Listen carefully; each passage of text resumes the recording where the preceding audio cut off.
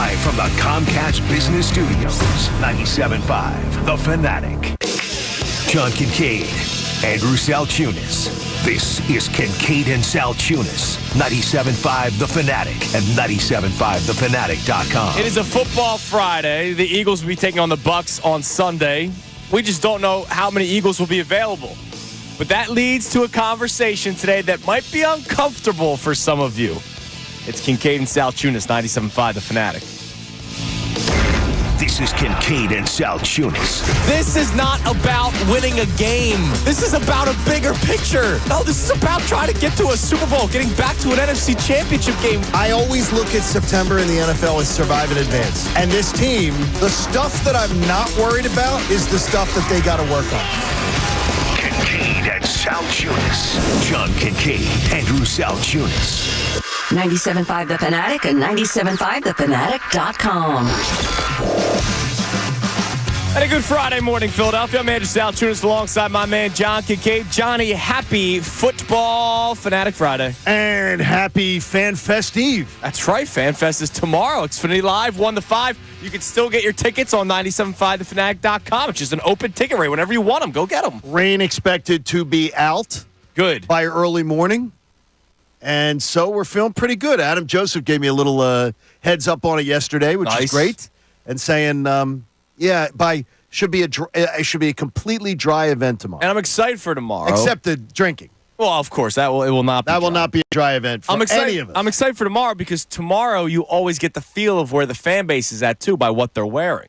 Explain this a little bit. Oh, dude, there should be tons of Philly stuff. Usually, again, I mentioned this to you probably enough times where you know it at this point. I've been here for 10 years, right? I've heard that from once or twice. I've been to every single fan fest. I didn't know who you were until I found out I was going to be working with you. Oh, hello. So, it was nice to meet you.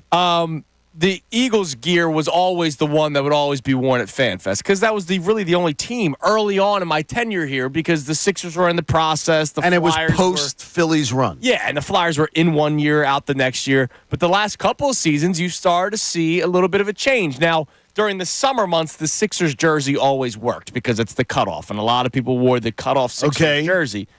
It's not going to be as hot tomorrow, but I imagine with Red October starting in a couple of days, it might be a lot of Phillies gear at FanFest. I got to tell you this, too. I'm so looking forward to FanFest and looking forward to getting to meet some of our listeners and hang out. It'll be a good time.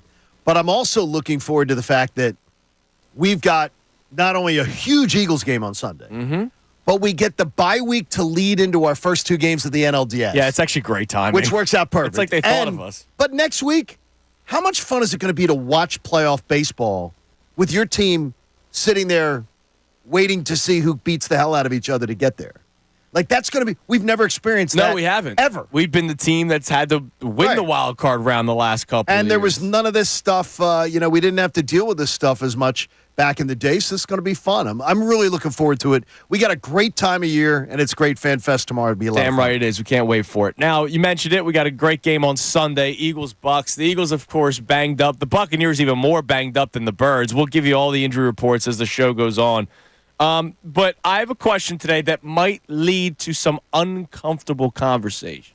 And I'm sorry to do that to you at 6:03 in the morning. No, I like that. I don't think it's going to be uncomfortable for me, for you, for Connor. I don't think it'll be uncomfortable. Then who's it going to be uncomfortable for? For the super Jalen Hurts fans, which there are a lot of them. All right, there are, absolutely. And the Jalen Hurts fans that are on the fence, but they probably lean more positive. Okay. So our main topic today, well, both of them will be Jalen Hurts related. But the first one I want to start off with when it comes to Sunday's game. What is fair or unfair?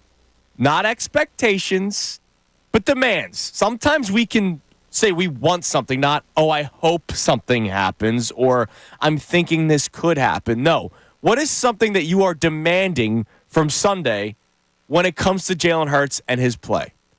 There is a legitimate chance that he is missing both A.J. Brown and Devontae Smith. They're both still on the injury report. We all assume that that's where it's going to end I'm going to guess that's the way it is. I'm guessing that's where it is, and I am, by the way, I got to tell you, I'm happy. And even if I'm happy because I don't want to see A.J. Correct. I want to see A.J. get 2 more weeks. And even if they do give it a go, A.J. Brown's not going to be a focal part of the offense. He can't be. You don't want to mess around with that hamstring too much, which is why I leaned to him probably not playing. So it's A.J. Brown, Devontae Smith. So that means Jalen Hurts will have Jahan Dotson as his number one wide receiver.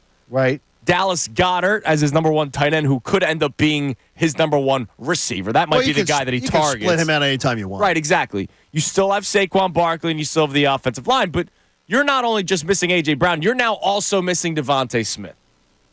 So you're talking about a demands list. So I want to play something for you from Rob Motti, and it's fascinating, John, because I actually said this to you off the air probably on Tuesday or Wednesday that I already have Friday's top. But Rob Motti said it before I did on the air, so we can use him as the scapegoat, right? Don't come after me. Here's Rob Motti, who joined us yesterday. He covers the NFL for the Associated Press, but is down in Tampa, so that's why we wanted to have him on, because he had the closer look at the Buccaneers. Here he is talking about the Eagles' offense. Even though they don't have A.J. Brown and Devontae Smith, we've seen the Eagles in the past win with less. Somebody's got to step up, whether it's Jahan Dotson, whether it's Johnny Wilson. Like, it's crazy to even say these names. But as I go back to an era of Eagles football where they won must-win games and their wide receivers were Greg Ward and Robert Davis and Deontay Burnett, and I can't even remember who was the other guy. This is even before the Travis Fulgham became a superstar for 4 weeks era. So they've been able, now, different team and everything, but we've seen where Eagles football can win and be successful, and they still got more talent. You still got Saquon Barkley, you got Dallas Goedert, you got Jalen Hurts. I think you got to go out there and whatever it is, believe in your scheme and find a way, and I think they're going to do it. So Jalen Hurts. I love the ending of that, and I think they're going to do it. I think they're going to do it. Because he has his eyes on Tampa all the time. Yes, he does. And we've mentioned Tampa actually has more injury issues than the Eagles right now. So in my lifetime, Connor, in your lifetime, we've had two staples. Now 3 staples at quarterback in terms of the years they played here or our expectations of them. Donovan McNabb, Carson Wentz, because we thought he was going to be the quarterback for 10 years. That obviously just didn't happen. And now Jalen Hurts. John, we watched Donovan McNabb go to multiple NFC championship games. We did. And there was only 1 year with T.O.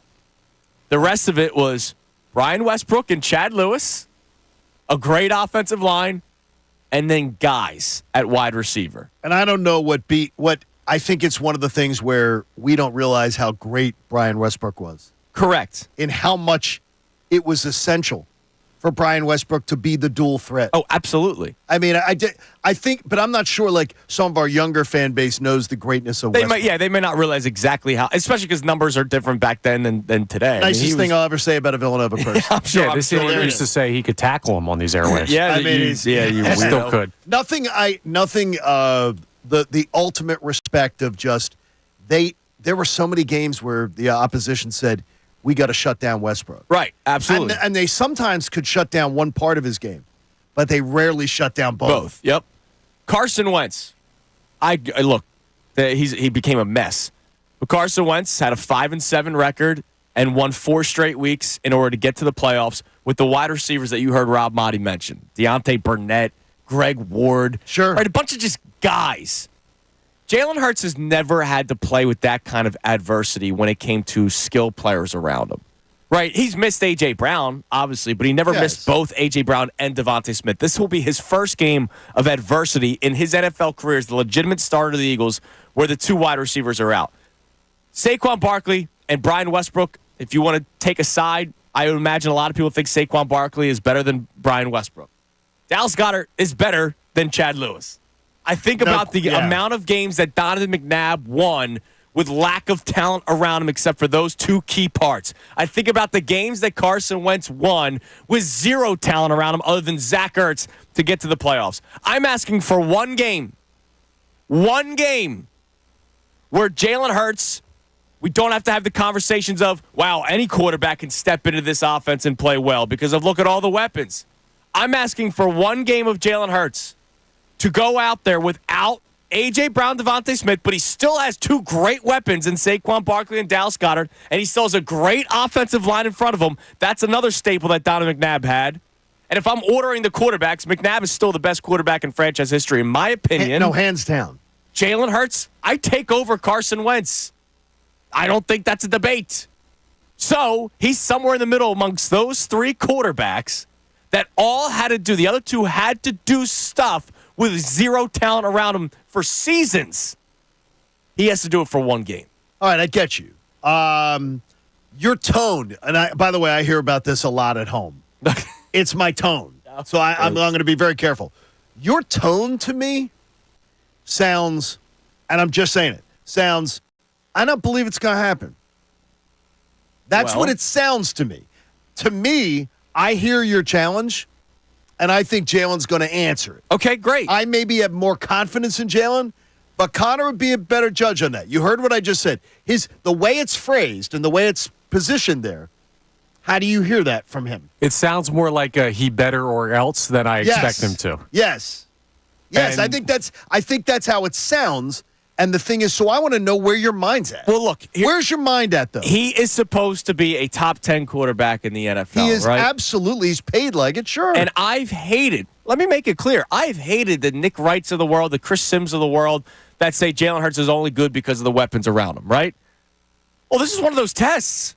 Prove those people wrong. Those people. I don't doubt the guy. Like, I think he can go out there and do stuff with his legs. I do believe he can rely on Saquon Barkley and Dallas Goedert. I'm not asking him to rely on John Kincade and Andrew Salciunas. I'm asking him to rely on Saquon Barkley and Dallas Goedert. I run like I got a piano on my back. And I think he can do it. But one of the biggest problems that we have seen with him in his career is the hero ball. Oh, no. It's something that was complained about by mysterious team executives and players after last season. And what have we seen through 3 weeks? Hero ball. More of it. And by the way, this is a game where you might think he will go into it with hero ball in his mind. Because and you can't. No, He can't. Just take what the defense gives you, which they will. The rushing defense, as you have pointed out, John, is horrible for the Buccaneers this year. I'm going to tell you, when you hear from my buddy J.P. Peterson comes up in the 9 o'clock hour from Tampa. I did his show yesterday. I think he believes the Eagles are coming in and winning. Good. He knows the Bucs inside and out. And he says the injuries on them is rough. Their pass defense is horrible. Their rush defense is bad. Yeah. So I mean, this is an opportunity. There should be no excuses for them to go out and have a great game this week. Well, I already know that there is a built-in excuse. Oh, they don't have A.J. Brown and Devontae Smith. So, of course, Jalen Hurts is not going to play a good game.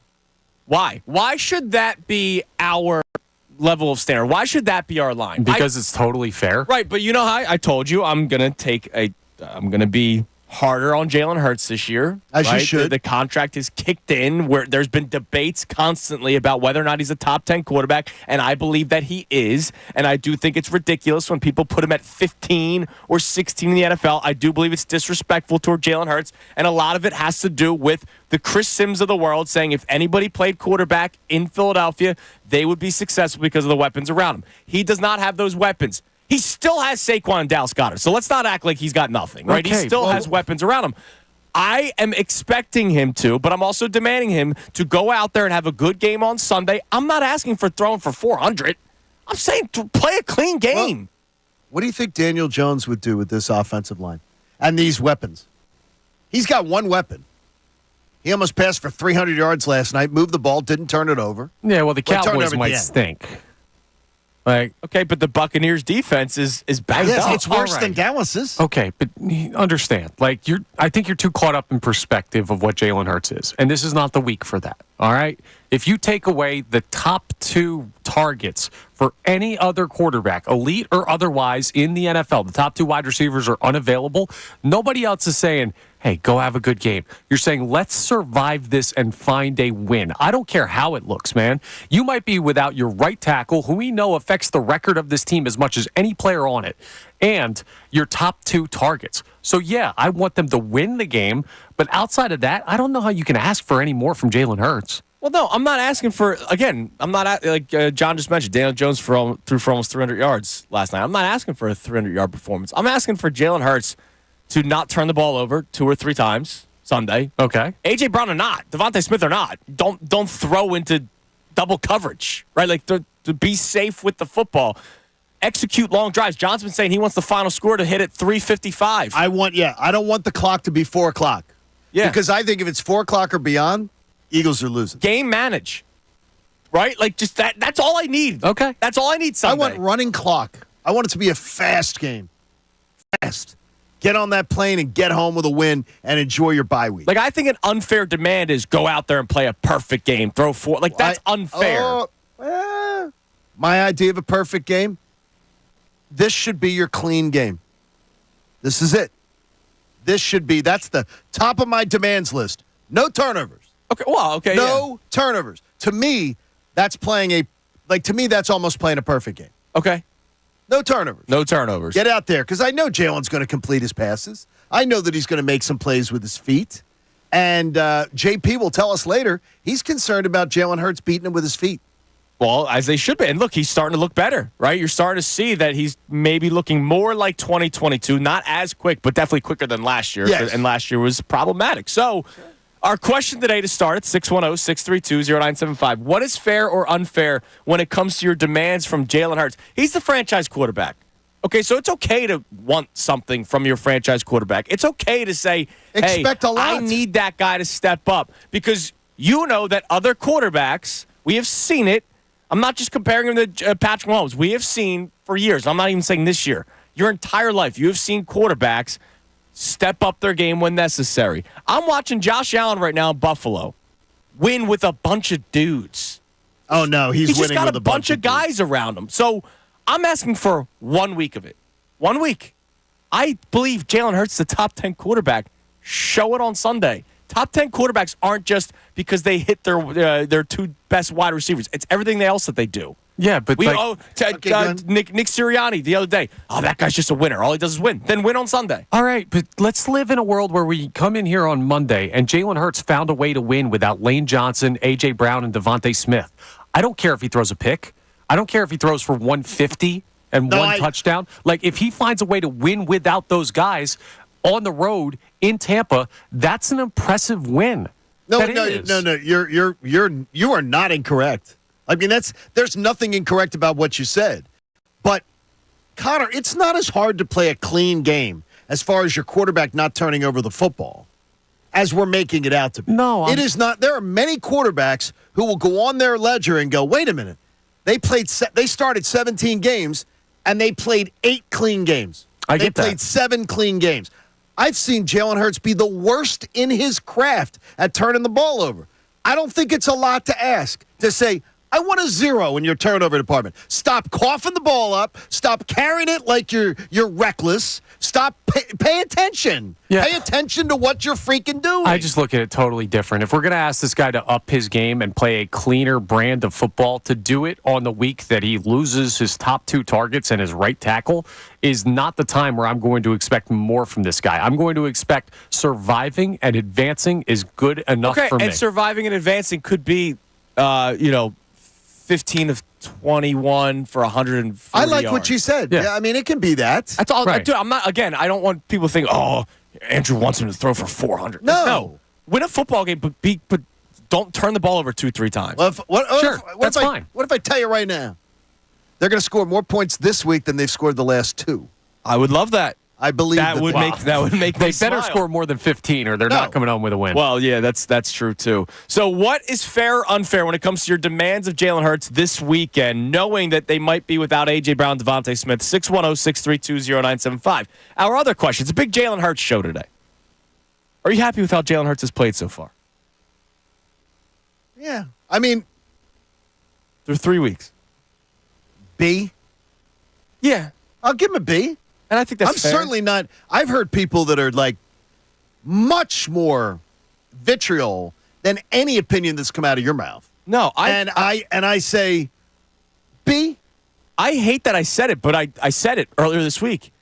He played a good game Sunday despite 2 turnovers. And you can't take away the turnovers. No. You can't ignore the turnovers. And people keep saying that, like acting like you can. Right. You can't. You cannot just excuse the turnovers. But he did do a lot of great things. I want to play a clip for you. Here's Tim McManus from The Best Show Ever earlier, and he says it perfectly.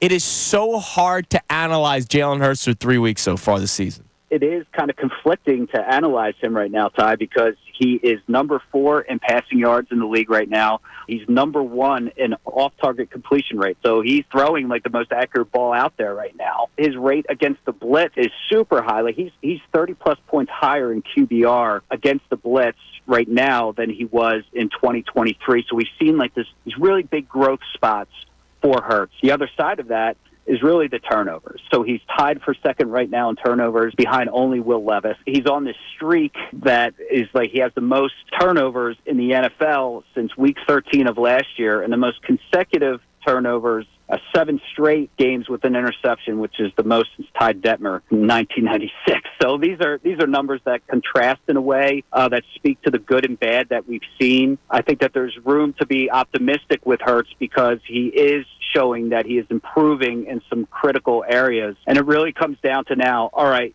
you just got to eliminate those like 2 or 3 plays in the game where you're making a mistake that can cost your team. I mean, it's fascinating. You just got to eliminate those 2 or 3 plays. Those 2 or 3 plays that are turnovers that could lose you games and did lose you a game in week 2. But what Tim said, there's reason to be optimistic. Like, I see more positives right now from Jalen Hurts than negatives. I see many more positives. I see more positives, which you really couldn't say about him last season. But you can't take away the turnovers. Like, it's a fascinating thing. He's top 5 in many great categories, and then he's number 1 in the worst one, turnovers. So how do you feel? We'll expand on this coming up next. How do you feel about Jalen Hurts' play through 3 weeks this season? And what is fair or unfair when it comes to your demands of Jalen Hurts this Sunday against the Buccaneers? 610-632-0975. And also, after we expand on our conversation, we open up another one on the defensive side of the ball. John, are you willing to put pride aside? It's Kincade and Salciunas, 97.5 The Fanatic. Fanatic Sports Up.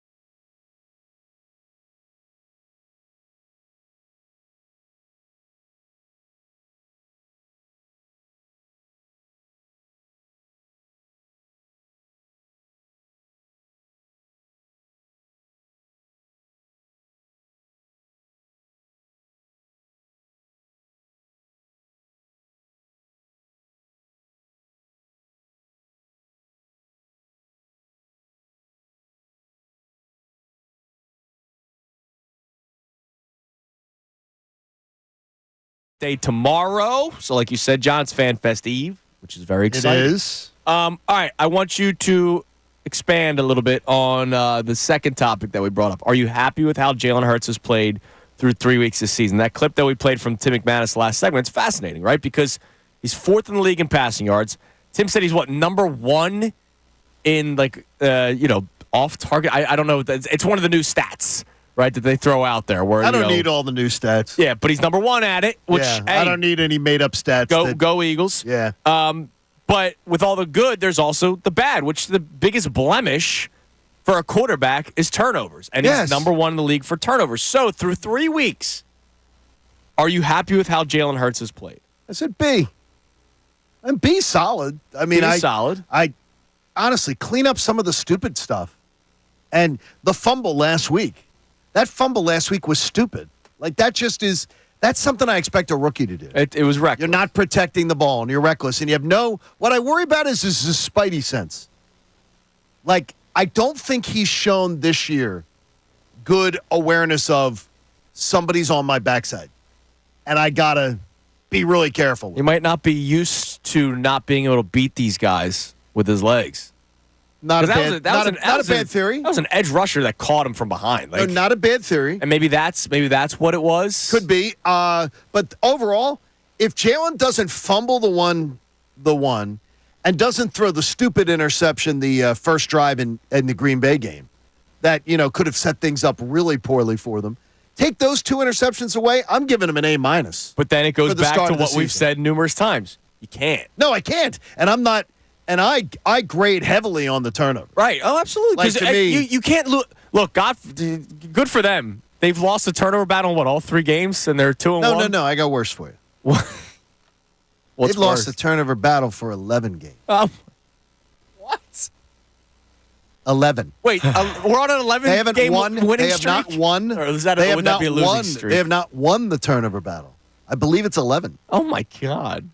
Since they've won the turnover battle. They've had a couple evens, I believe, in that streak. They haven't won the turnover battle, I believe, in 11. And obviously, some of those were maybe Hurts turned the ball over one time, and the Eagles did not force any because the Eagles weren't forcing turnovers last year. But still, yeah, he was pretty much a. We used to make fun of Tony Romo for the. Always come out with the turnovers, dude. Absolutely, and that's why I try to be fair. He's the worst at his craft. Worst at his craft. In turning over the ball. And we're talking now, again, that's a 20-game sample size. Not small, not cherry picking.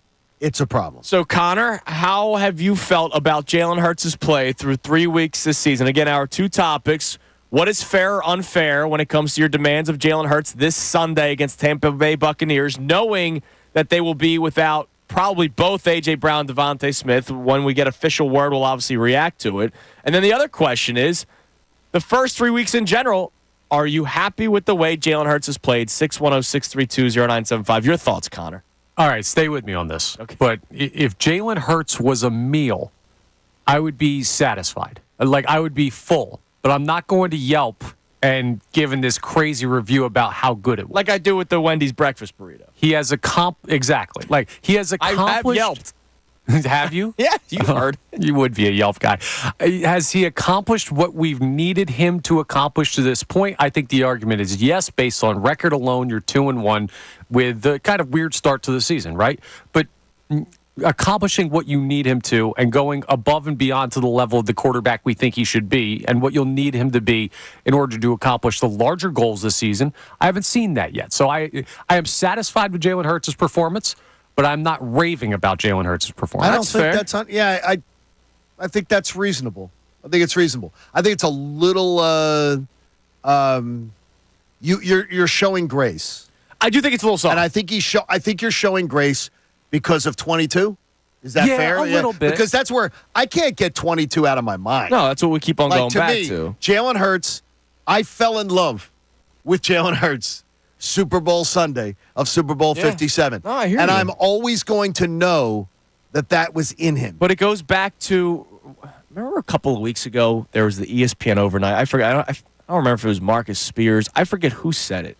But somebody said, and we heard it, and we made a point to talk about it a little bit on the show, at some point you got to stop talking about Joe Burrow being in the Super Bowl. Remember Yes. that was a clip that no, you have to. at some point you got to stop doing it. Look, he 0-3 to start the season this year. He needs Depends undergarments And because it's not good. when do we reach that point with Hurts? Where we When got he stops winning. He's 2-1. It's a good point. Joe Burrow's 0-3. That's a great point. Joe Burrow, yeah, that's a great point. Joe Burrow is not he's not the reason his team loses, but he's certainly major reasons why they're not winning. He's also been off the field more.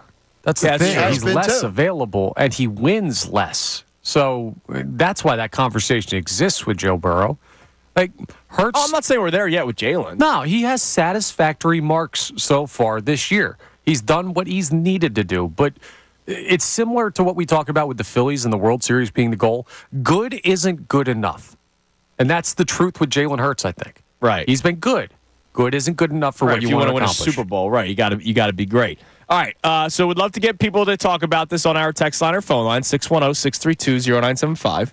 One thing I want to share with everybody, because it is sort of coming out, this is an evolving story.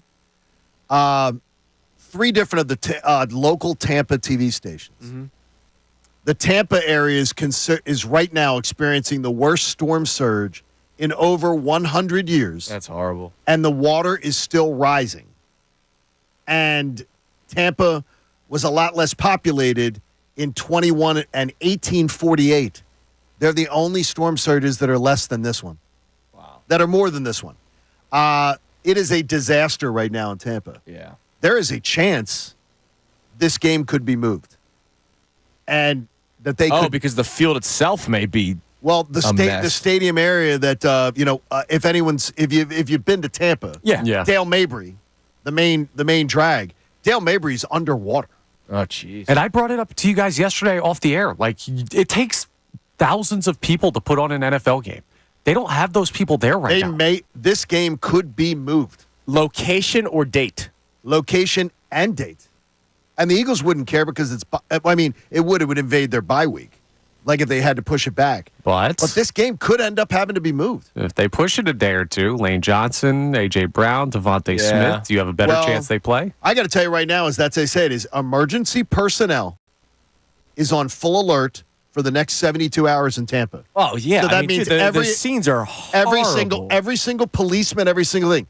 72 hours? That means that falls into the realm of an NFL game that I don't know how they could play it. Yeah. I don't know how they can play it there. And of course, first things first, our thoughts with exactly. everybody in Florida. And look, you have friends in the ATL that they're about to get hit, right? Like where Liv lives, which is right where her high school was, Marist, right above Buckhead. So if you've ever been to Atlanta, they're under red right now. The weather map is completely red, and they're evacuating people that live near the old neighborhood where we lived. Yeah, this seems like it's terrible. It's terrible. It's and been that's nasty Atlanta. already. That is inland, major inland, 4 hours plus inland from the East Coast. Yeah, so it is something definitely to keep an eye on for kickoff. Sunday 1:00. Whether they can do this, I don't know how. Yep. All right. Well, thank you for bringing that up. But again, our thoughts are with everybody. Sure, absolutely. In Florida and of course Atlanta and all the areas that are going to be affected brutal by this storm. All right. Something else that I want to bring up on the show today. I told you it's a Jalen Hurts show, but I am going to bring something up defensively. I want to play you this clip. It was on a podcast. What was his name? Rich Cimini? Rich I believe it's Cimini? Cimini. Rich Is it Cimini? Okay. It's Cimini. Rich Cimini is the Tim McManus for the Jets. And he does a really good job of it. So he covers the New York Jets for ESPN, ESPN.com, just the way Tim McManus does for Philadelphia and the Eagles. Take a listen to what he said on a podcast just yesterday. Let's put it this way. A little birdie told me that Reddick, I don't think, would be opposed to something like that. I think Reddick is so frustrated with the Jets situation, and of course he did request a trade in August, so frustrated that he wouldn't mind going back to Philadelphia. Again, heard it from a little birdie. Take it for what it's worth. It doesn't matter, Rich, because the Eagles don't want him back. It doesn't matter. The Eagles didn't want him. The Eagles wanted him out. The Eagles they had no interest in dealing with him money-wise or dealing with him. And more importantly, You heard the deafening silence from his teammates. Nobody gave a damn when he walked out the door. This is a guy, no, you don't go, well, we really didn't dig this, but you know what? Let's have him back. You haven't heard one Eagles player being like, man, we're losing Hassan Reddick. Damn. How are we going to do this, dog? You go get your money. You go. We love you. Cut me. Great. Thanks for all you did. Come on now. Stop it with this. I believe before the show, you said if the pass rush doesn't get home today, we're never going to have Sunday. We're never. I mean, this is a game where you gotta see it come home. I expect Jalen Carter to eat. You know somebody that could rush a quarterback? Yeah, but you know what though? He's a guy who is Andrew. I don't want to call him names. How about this? His behavior is that of a jerk. He stood in front of a microphone and told Jet fans, I'll be here. The contract will work itself out. I can't wait to help this team win. Whatever happens, I'm going to be a good teammate. He's been an absolute terrible teammate. Come on. All right, so what is your need for a pass rush? Enough of the Hassan Reddick garbage. Is it worth the risk? No, it's not. Is it worth the risk to bring in a premier pass rusher back? He was one of the reasons that last year went in the damn ditch. He was one of the main reasons. He's one of the main reasons why you don't have a pass rush this year, because he's not here. I want you guys to answer that question. No. Are you willing to take the risk? You hope everything gets smoothed over. You bring back Hassan Reddick, and Bryce Huff can sit on the bench. No, and you're not paying him, so don't even bother with it. 610-632-0975. We hit the text line hard. Coming up next, it's Kincade Salciunas on a football Friday. 97.5 The Fanatic. Philadelphia Union Soccer. Sullivan with the chest cross.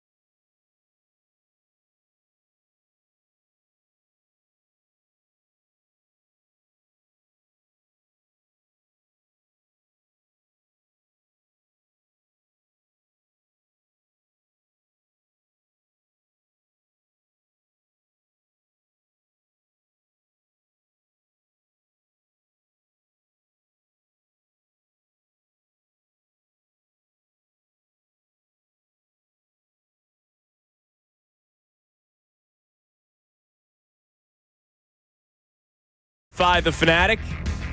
It's a Jalen Hurts day.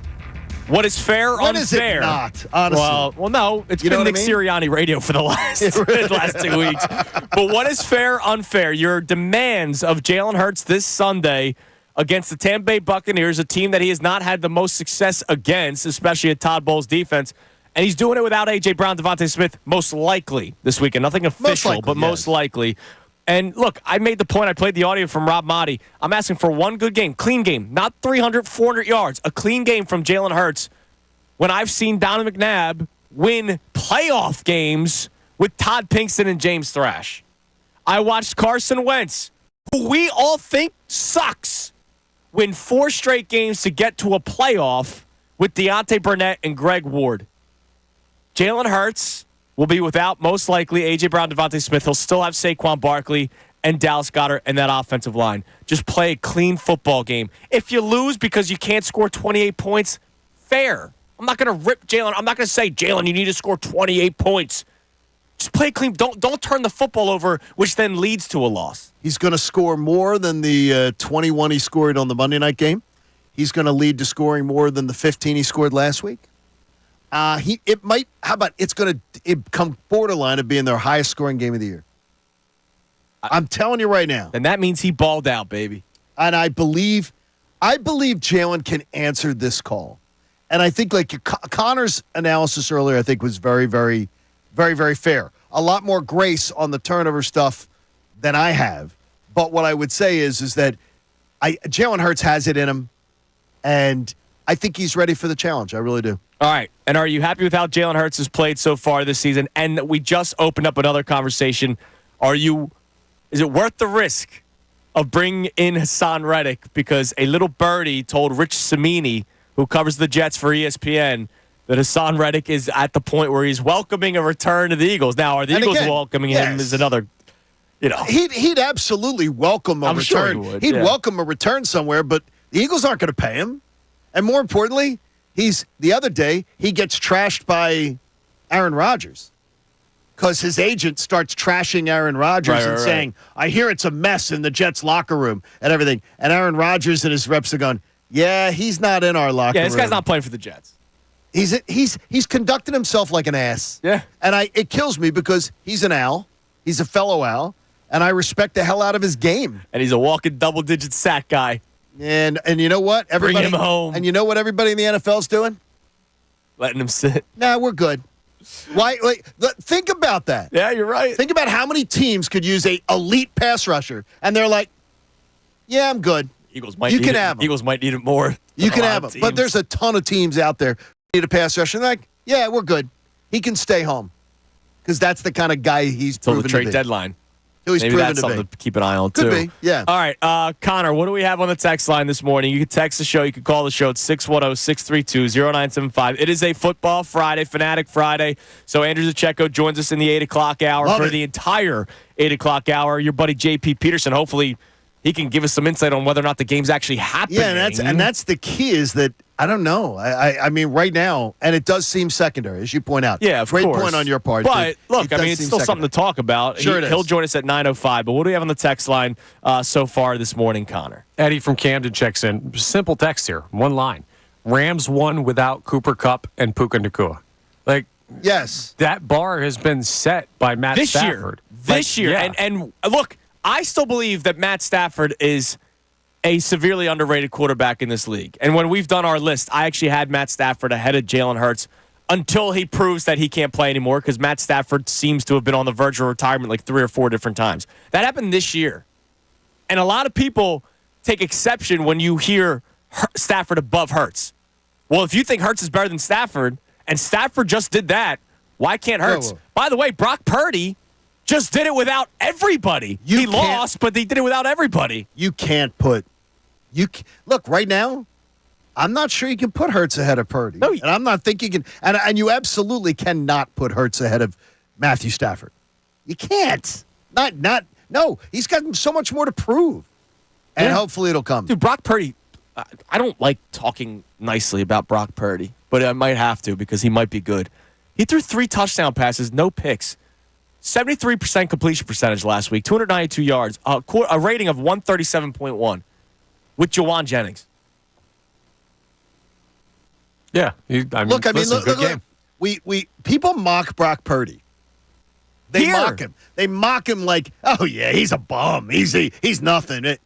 Dude, he's doing a great job. So why can't we say, hey, Jalen, to that texter's point, look, other quarterbacks are doing it. It's your turn. Yeah, but doing what?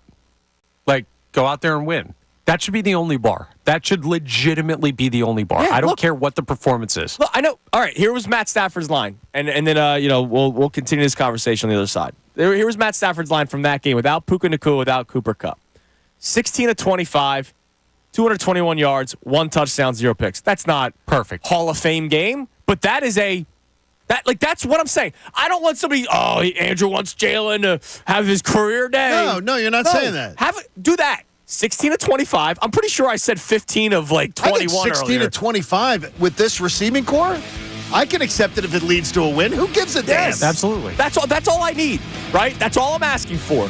En route to a win, and even if they lose by a touchdown, but he played that kind of game, I'll be happy with how Jalen Hurts played. Show us that you can uplift a team. Without A.J. Brown, Devontae Smith, this is his first test to do that. It might hopefully be his only test to ever do that. All right, coming up next, we reset the show. Also, we get to see something for the first time, Johnny. What's that? I'll tell you about it next. That's during a good the tease. Eagles game. We get to see something for the first time. We think, if they play. It's Kincade Salciunas, 97.5, The Fanatic. Fanatic Sports Update. Weather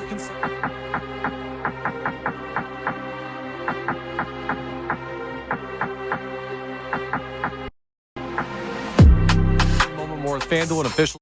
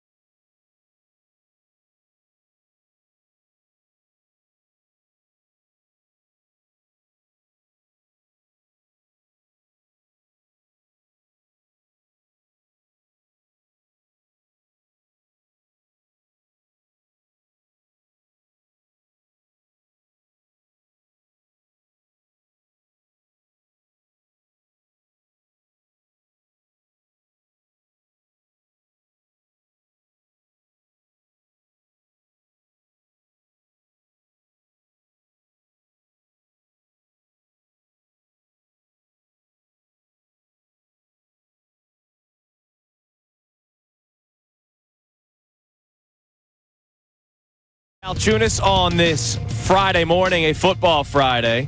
Eagles Buccaneers Sunday at 1 o'clock. We think, it's definitely a problem. Now, the one thing I was thinking about, because I was at the stadium last year. You've been to the stadium many, as well. Many times. There's areas around there where driving on the road is terrifying because they have just these big ditches on the side, and I wonder if that's for water to flow through. No, it is. It absolutely is. So maybe that area dries up quicker. Oh, no, I think Dale Mabry, the main drag. I mean, Doc was in the sheriff's department for a long time there, my brother. Right. And Dale Mabry they have a great system to be able to do that.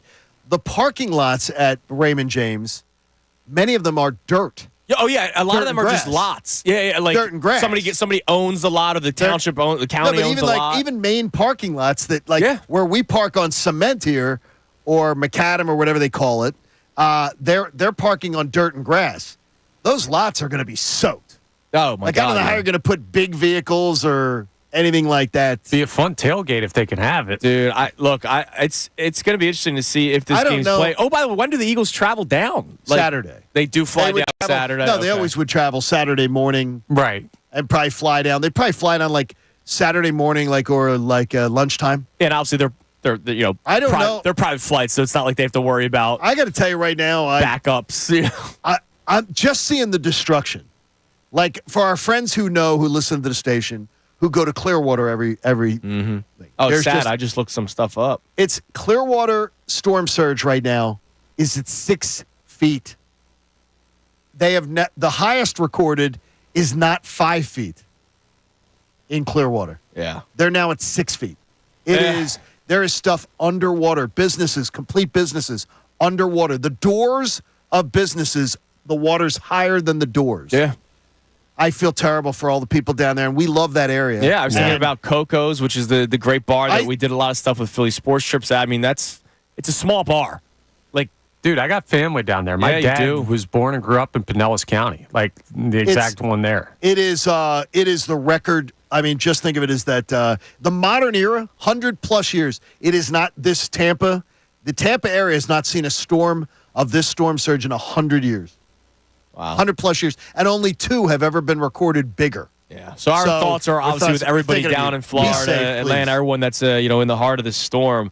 But yeah, we'll keep you posted on the status of this Eagles game. I'm sure there's got to be something today. I imagine there's a Shefty tweet or something about the plan for Sunday if the game doesn't happen. We got a text that the Bucs play Thursday night. They can't push the game back. Oh, my God, yeah. So they have to play at a different stadium. It would have to be a neutral location. I honestly think that they would have to move this game. I don't know how they could. I don't know how they could do it. And now before, though, in the NFL, didn't the Eagles play a game?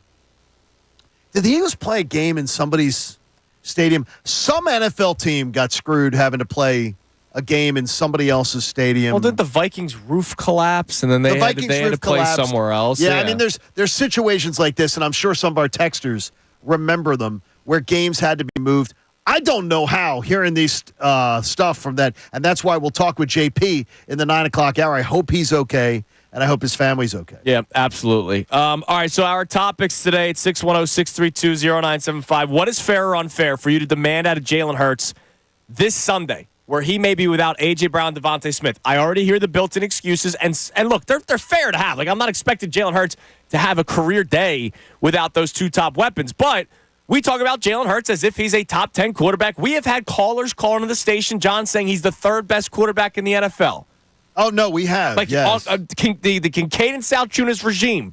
So after what happened last year, we have had callers call in and say he's number 3 or he's top 5. If that's the case, then this is the week to show it. Yeah, this is the week to show it. And I don't want somebody that will say in one breath he's a top 3 quarterback say, oh, well, hold on a second. He's without A.J. Brown, Devontae Smith. All right, if he's a top 3 quarterback, he should still go out there and have a decent game. What did Brock Purdy do? And again, that's just a great. Like, other quarterbacks deal with this. Both quarterbacks in that game, Matt Stafford, they both had good to great games missing their top players. This is not hard, folks. This is it not hard really to have. isn't. It's not hard to have legitimate expectations on your franchise quarterback. And then It's not. Hassan Reddick, is it worth the risk? A little birdie told Rich Cimini of the New York Joe, the ESPN who covers the New York Jets, that Hassan Reddick's open to it to come back to Philadelphia. I'm going to tell you right now, spoiler alert, I don't think the Eagles are. You're probably right. I don't think they have 610-632-0975. zero interest in, you know who it is? It's Hassan Reddick's agent who's putting that crap out Yeah, there. maybe. All right, let's go to the phones, check the text line, then something for the first time I can't wait for this. Well, in a few minutes. Let's go to Ty in Trenton. Ty, you're on 97.5 The Fanatic. Hey, what's going on, Salciunas? Yo, Ty, what's up? What's up, buddy? Good morning, by the way. So what I'm hearing is, and what I heard from you is that you said that Stafford is an underrated quarterback, and from all I've ever known is that Hurts has been a top 10 quarterback, and some have had him in the top 5. Yes. So how can we literally rate him without actually being biased when we can say that he's not a top 10 quarterback? So you don't think he's even in the top 10? I think he is. Yeah, well, that's what I'm saying. So we're getting different dynamics of gameplay, but he's one of the most turnover-prone quarterbacks in the league. Can you So tell? how Can you put him in the off top the 10? off the top of your head? Can you give me 10 quarterbacks that you think are better than him?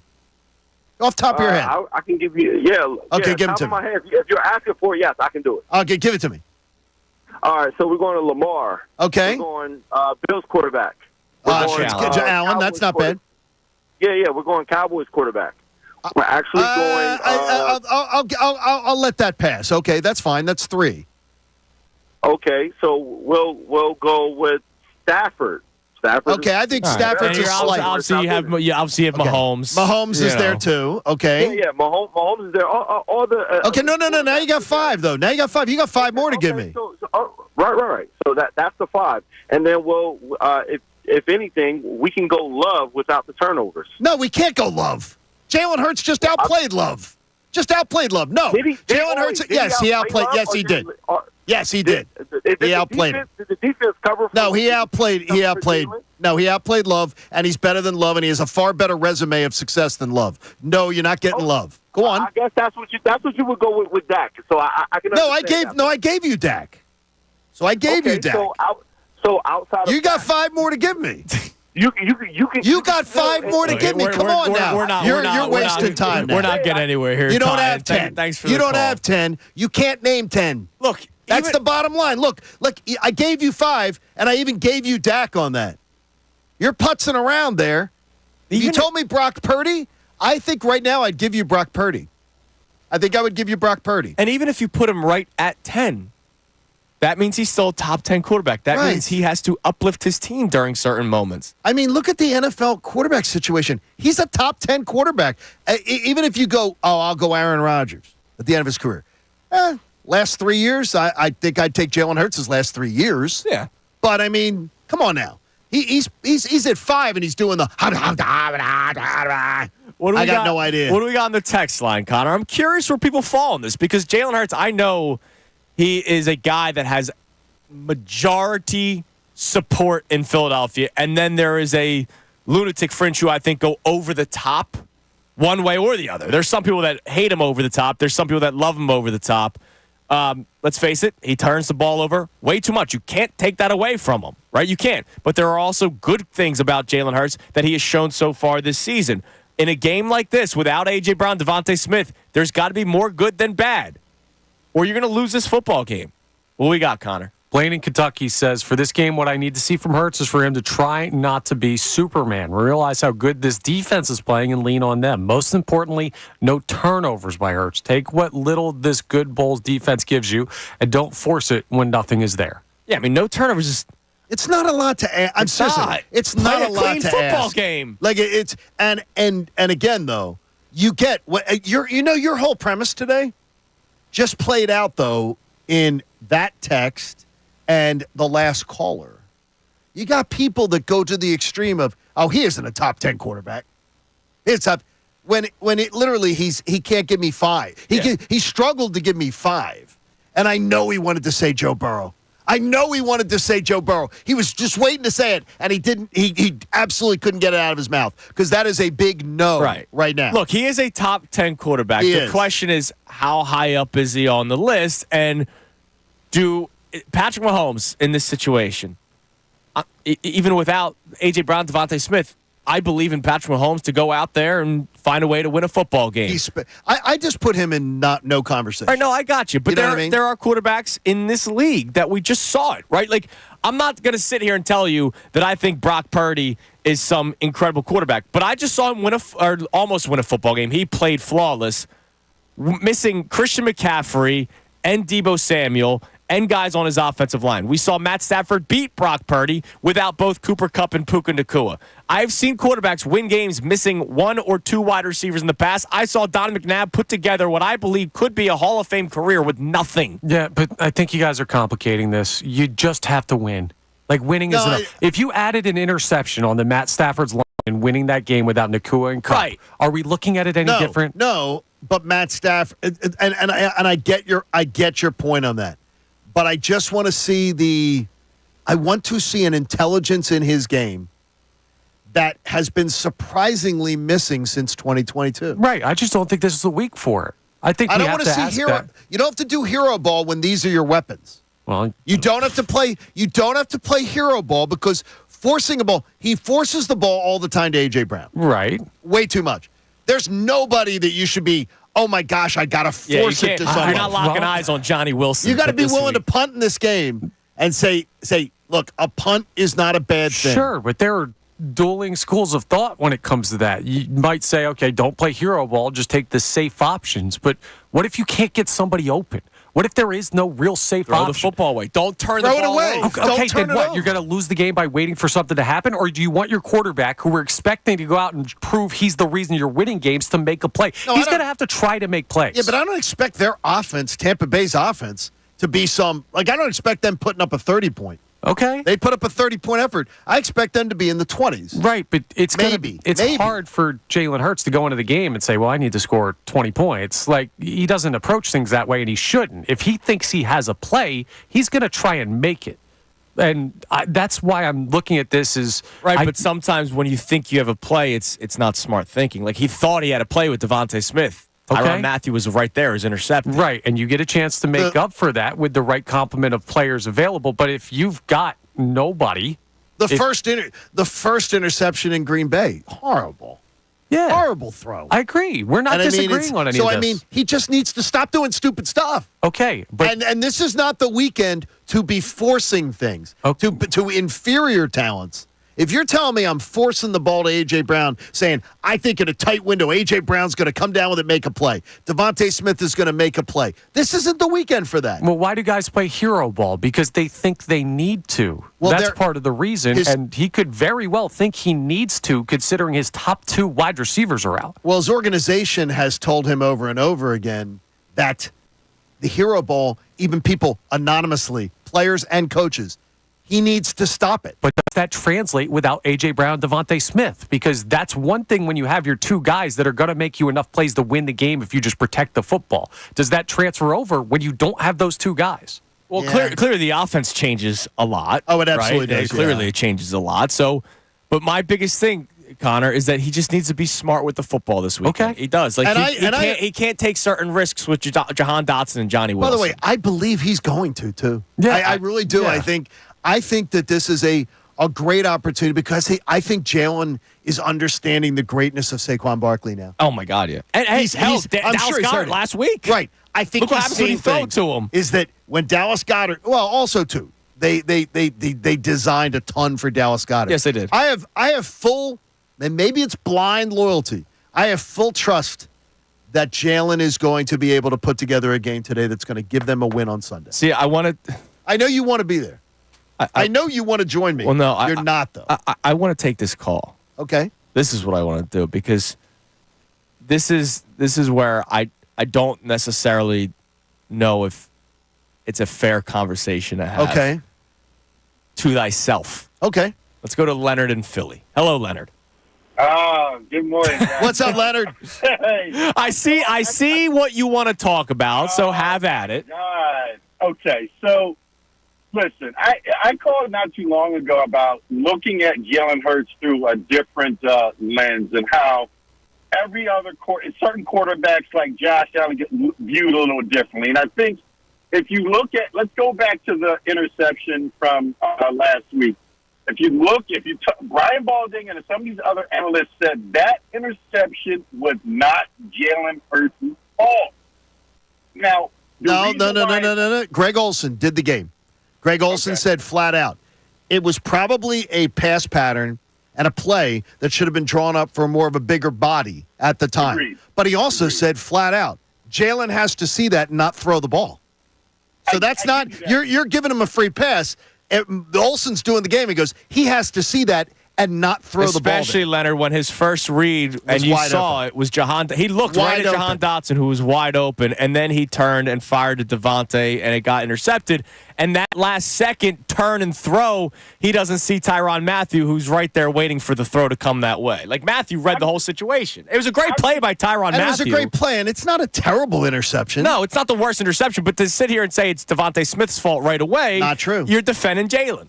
No, and I will give you this. Listen, I was not a Jalen defender, but over the past year into this year, I became a Jalen defender because I think if you look at some of the former Eagles that have asked, has Jalen gotten better? And some of the issues he had last year, throwing across the middle, how was he during blitzes? He's gotten better in some of those areas. Well, I'll say this, Leonard. The throwing across the middle thing, that wasn't a Hurts problem. To me, that was clearly a Nick Sirianni. Because he's been really good at it. Yeah, and look, you have a new offensive coordinator. Thanks for the call, Leonard. You have a new offensive coordinator, and they throw over the middle of the field. And against the blitz, he has been great because he's now the one that's calling out the blitzes where Jason Kelce was the guy the last couple of years. And again, in 2022, Jalen Hurts was the number one passer in the NFL from the pocket. Right. He was the best passer from the pocket. Now, Jalen evacuates the pocket on his own too quickly. Right. He has the most time to throw the football in the NFL of any quarterback through 3 weeks. And what does he do? He runs out of the pocket faster than half the quarterbacks. Right. That has to stop. And look, so Leonard's got to stop. Leonard's making the case. We didn't get, I wish we could talk to people for 25 minutes. Leonard was going to make the case that not all the turnovers are on Jalen Hurts. There are times. Every quarterback, right? I remember Jordan Love last year. He threw 2 picks in the NFC not the NFC Championship game, the game against the 49ers. And it wasn't his fault. Both of them were deflected by his team. His teammates just dropped it, and it went into the 49ers' hands. So, those turnovers aren't on him. But to tell me that Jalen Hurts and his 19 interceptions over the last 20 games, that's almost an interception a game, that not a lot of them weren't on him. And you know what I'm going to say to you, too? If someone's going to spin that to me, I'm going to say, tell me how many quarterbacks have 2 better top options. And I'll hang up and listen. Right. In that streak, he has 2 of the best options, if not the 2 best options in the entire NFL. Yeah. So I don't want to hear about, it's other people's fault. We're just crapola. We're just asking to limit turnovers. And Josh Allen, and by the way, Josh Allen gets crushed. Gets crushed for his turnovers. He does get crushed. Sure, people pointing out Josh Allen. Josh Allen gets crushed for his turnovers. I just don't understand why this is the week. I don't think it's unfair what you're saying. Why not all of a sudden? Well, because we've been for me. I understand, but we've been talking about it all year. Why now, with his top 2 wide receivers out, are we okay, play a clean game? Do you know how impressive it would be if the Eagles win this game without Devontae and AJ and Lane Johnson? I think they're going to. But for them to win, he can't be turning the football over. I don't know that that's true.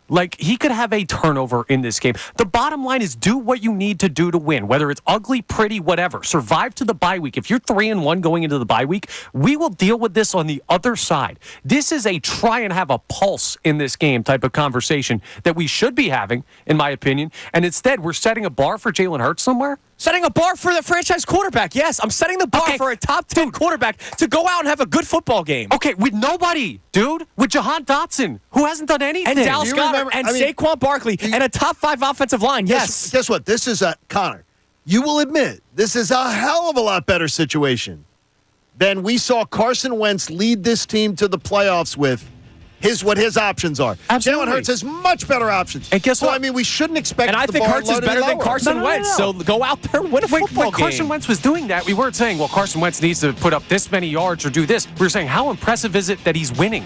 Right. That's all I care about. But he also wasn't throwing a bunch of turnovers, though. Yeah, he was playing clean football. I mean, he's playing at that time. with a bunch of Joe Bag of Donuts. Okay, great. Like, that's the thing. He can play clean football, but this is a weird week to set this bar. It should be the bar every week. I think it should be the bar every week. Play clean football. Every other week. No, every week it should be like you can demand more from the $250 million Without his top two targets. It's unfair. I don't think it's unfair. Cut the guy some slack. No! My God. He's getting paid to be one of the best quarterbacks in the league. Okay, well, whatever. Play like one. All right, coming up next. All right. We do have a positive topic that I want to throw your way. Also, I got to get you the first thing that we're going to see for the first time ever with the Eagles. It's Kincade Salciunas, 97.5 The Fanatic. Fanatic Sports Update. Gearing up for Sunday. I'm Connor Thomas, and this update is brought to you by Wawa. Wawa has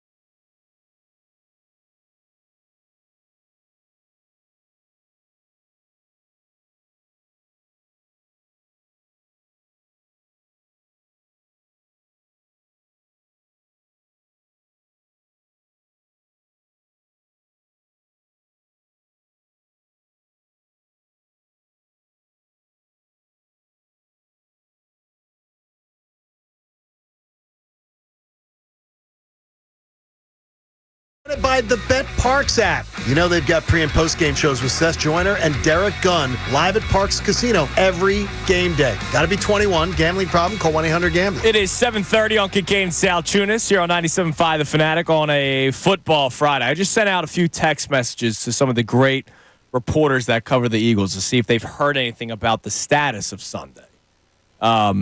Obviously, the game will be played. Connor, well, we had a text that said that, or did you realize it? That they played Thursday? We had a text that said All right, that. so shout out to our texter. The Bucs play Thursday night, so they can't move it to Tuesday.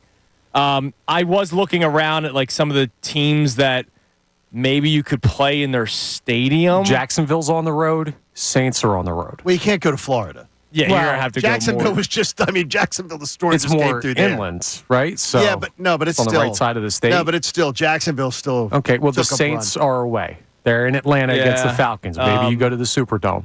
The Commanders are on the road. I don't know. Are the Jets at home?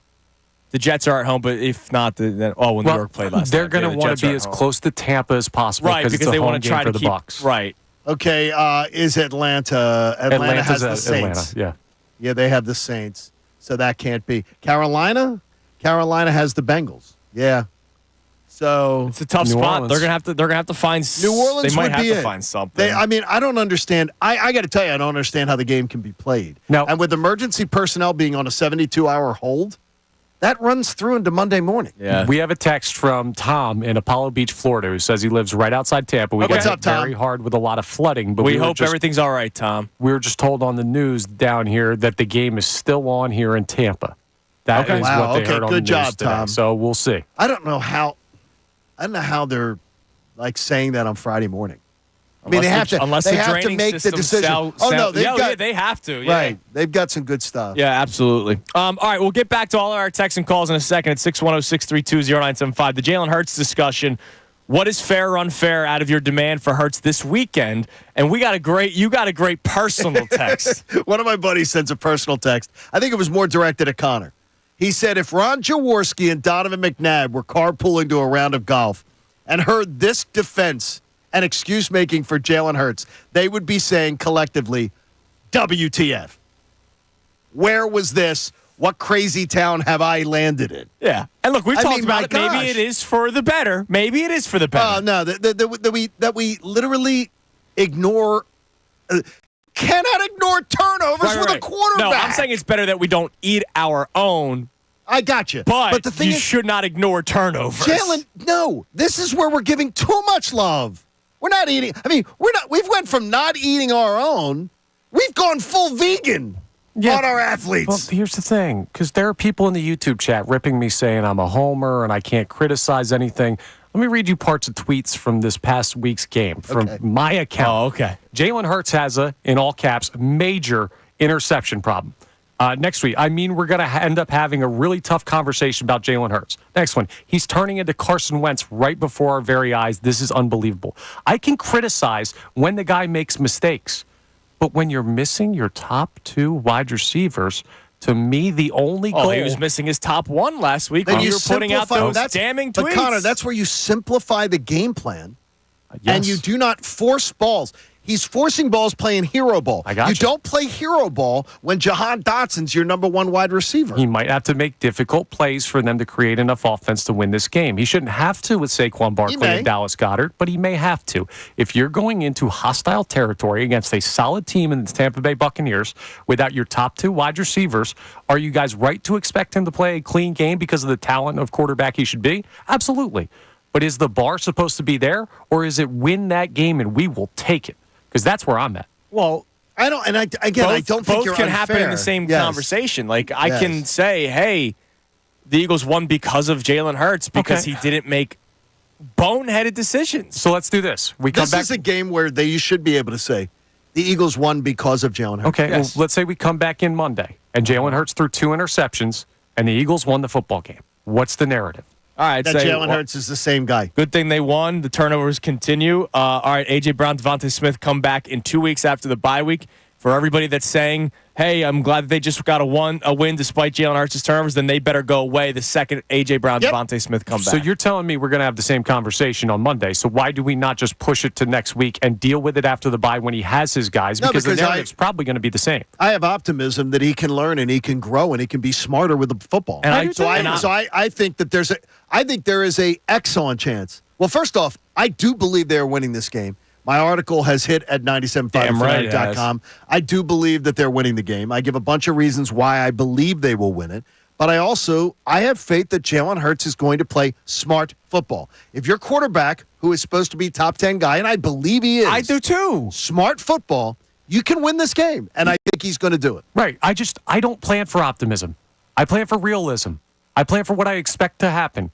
And then figure out how you can win a football game with that.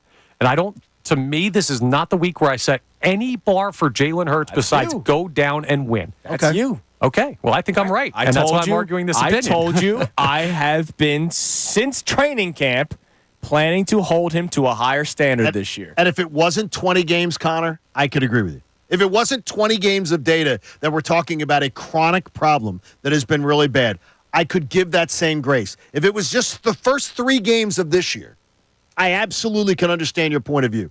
20 games, I'm out.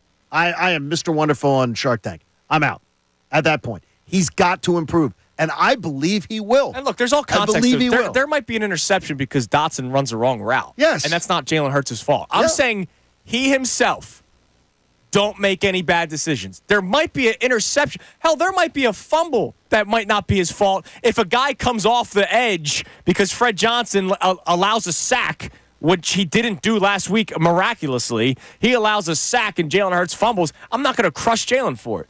But if Jalen Hurts is throwing into double coverage or making bad decisions or throwing or missing open guys like we've now seen for, again, 20 weeks, well, I'm gonna call it out. He gets crushed due to a lack of protection and coughs the ball up. I get it. Yeah, it's not his fault. I get it. That's not the turnovers we've been seeing. We've been seeing him running recklessly with the ball, not protecting it, which makes no sense for a 4-year NFL starter. Right. Yeah, it makes no sense. My thing is I'm not accepting it, right? I think people hear my argument and they say you're accepting Jalen Hurts making bad decisions. I'm not accepting it. I'm willing to table the conversation for a week because of the injuries facing the Eagles. That's it. I'm willing to push it off a week. Okay. Well, I guess technically 2 weeks with the bye week. Let's go to Derek in North Philly. What's up, Derek? Man, Tunis, and listen to me, man. Y'all know y'all get on my nerves. That's the only time I call. Y'all, listen, y'all always make excuses for every other quarterback. If this boy is too small to run a route, don't send him on a damn route. Finish the route. He did that 2 weeks in a row. And then y'all got him out on screens when he only 60 pounds trying to block in a scheme. Get out of here, man. Who are the quarterbacks we always make excuses for? I want to hear this list. I'm going to give y'all number one because y'all say Burrow's only threw like 9 interceptions. What have he done since last year? No, Burrow, just wait. Whoa. We've been ripping Burrow all Derek, season. I just said we've been ripping Burrow, and I just said to you that if anybody puts Burrow ahead of Hurts, I'm out. All right. So that's wrong. Go on. This is my main problem. Y'all give, like... Wait a minute. Wait. No, Derek. You just made a point that is totally incorrect. You said we sit here and make it. Who are the excuses makers? All right, wait a minute. Let me say this. A.J. Brown was missing. He still So you can't correct your point. And y'all going to make an excuse if he wins without them that he did something else wrong. What? Y'all do that all the time. No, we're going to applaud it. If he wins the game without A.J. Brown and he doesn't turn the ball over, we're going to applaud it. Wait, but the excuse was Devontae was too small to run a hook. Finish the route. I don't care if he's 12 pounds, dude. Finish it. You're going to get bumped, but yet he don't finish it. The interception. He also didn't see the safety standing right there. Dude, the first point you came to argue with, Derek, you couldn't make. Because that's not the fact. We don't sit and make excuses for other quarterbacks. I've told you I've told you numerous times that the NFL has a quarterback problem. I think there's so many bad quarterback play. Again, I'm going to admit that I was wrong with Burns, but y'all can't tell me that y'all going to make an excuse because this dude is 65 pounds and they put him on a route. He has to finish that route. No, that was a. All right, so that's one play. That's one turnover where you're saying it's Devontae Smith's fault and not Jalen Hurts' fault. Okay. Back-to-back weeks, he did it last week too against Atlanta when that interception was crucial. And y'all saying, "Oh, he should have dumped it down." No, finish it. What, the interception at the end? He overthrew Are you kidding everybody. me? He overthrew everybody. Look at it's the same play that was in the end zone. He didn't finish the route. He did not have to. He did not have to throw that ball in the Atlanta game. That was dumb. He had that plenty was a of bad time, and he had a turnover, man. timeout. Thanks for the call, And he Derek. only needed 17 yards to get into field goal range. Yeah, that was a bad turnover. There was no Come reason on, to play. man. That was hero Come ball. on, Stop. Come on, stop. Look, if you want to make a case that Devontae Smith was to blame for the last interception, fine, make that case. Don't tell me that last pick against the Falcons was on anybody but Jalen Hurts. He just chucked the ball downfield. It wasn't as bad as Favre against the Eagles, but come on, man. I mean, come on now. I get it. People love Jalen Hurts. I like Jalen Hurts. But it's okay to want more from your franchise quarterback. And I think he's going to win on Sunday. I think he's going to lead them to a victory. Oh, God. All right, coming up next. All right, here's the first time we're going to see it. Tom Brady's going to be on the call for the Eagles game on Sunday. Do you care? I want to get your answers on this. Do you care that Tom Brady, does it do anything for you? He'll be on the call for the Eagles game on Sunday. All of our topics, of course, available for you to text and call in about at 610-632-0975. And our man Joe the Cynic has checked in. I knew about Billy Sirianni, but I didn't know about Connor Hurts. It's Kincade and Salciunas, 97.5 The Fanatic. ESPN's Adam Schefter. Everybody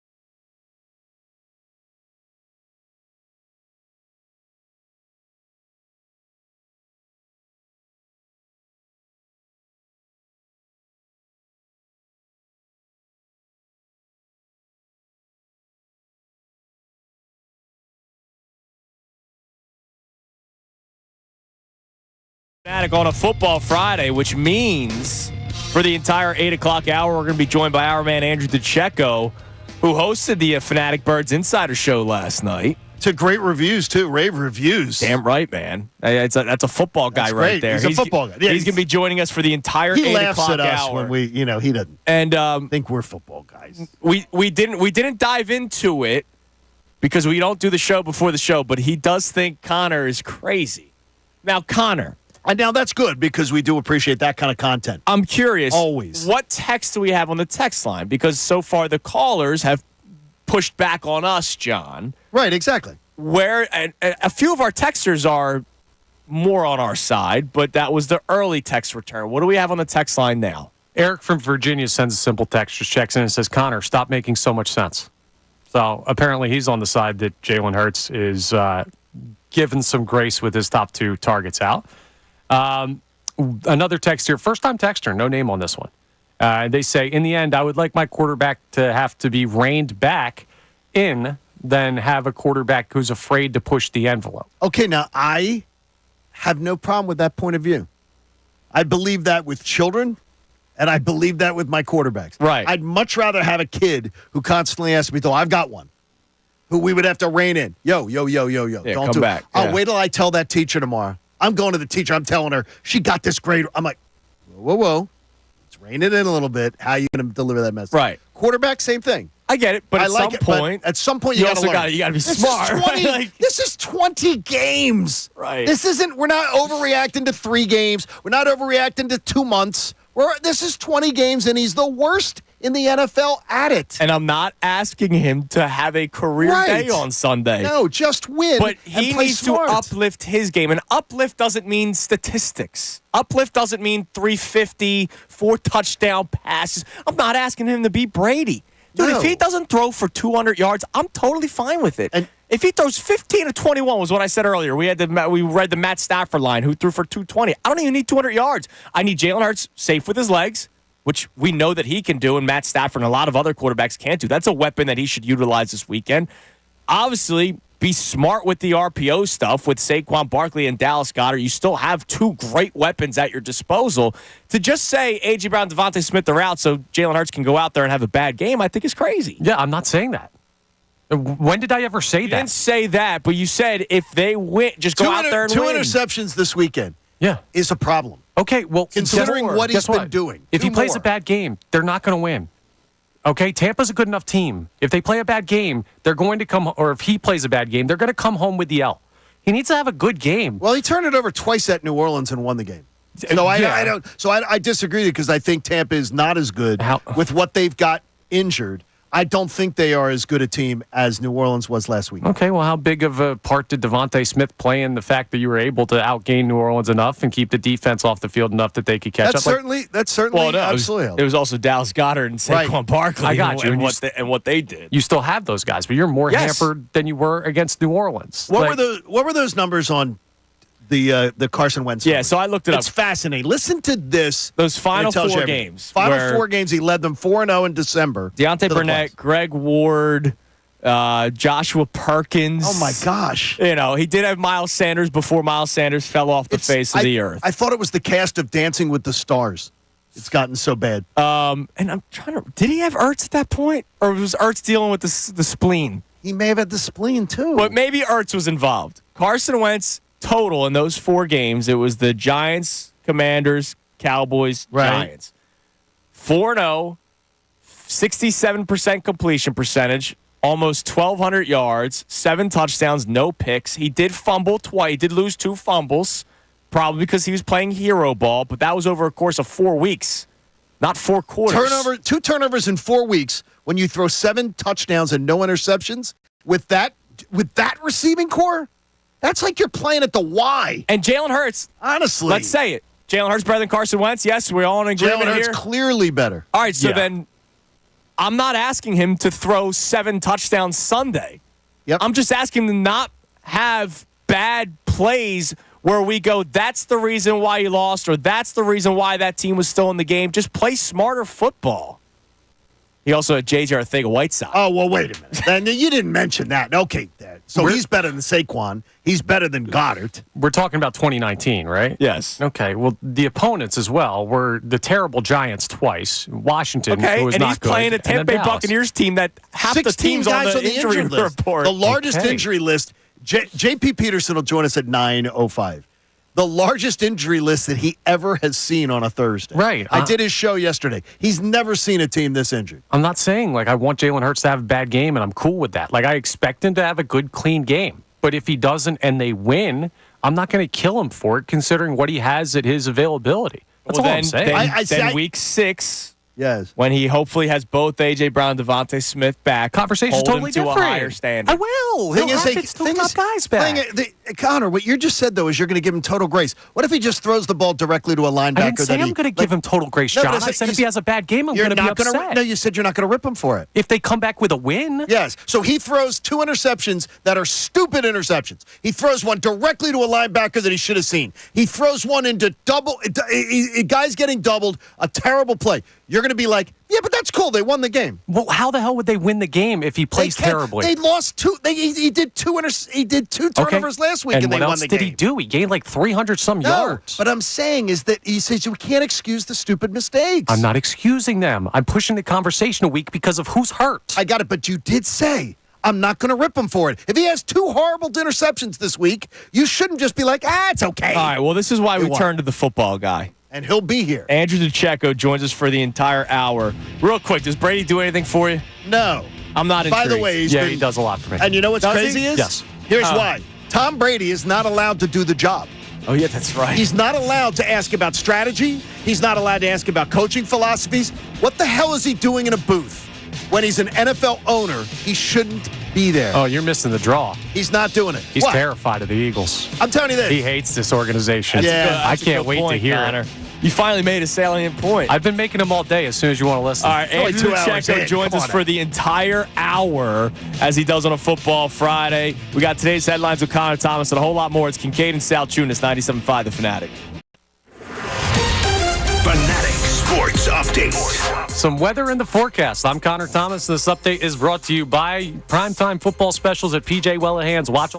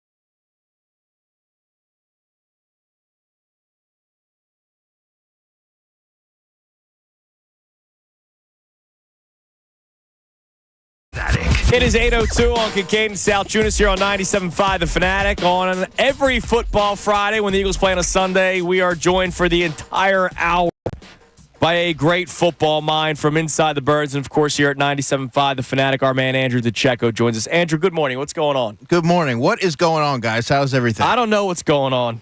It's a little weird morning, but we're it's not good. allowed to be critical of the quarterback in this city anymore. You and John are the voice of reason. I was driving in. I was nodding my head. Okay. Normally, Connor and I see relatively eye to eye, but Andrew and John were on point today in the discussion. Okay, here's what I need you to tell me.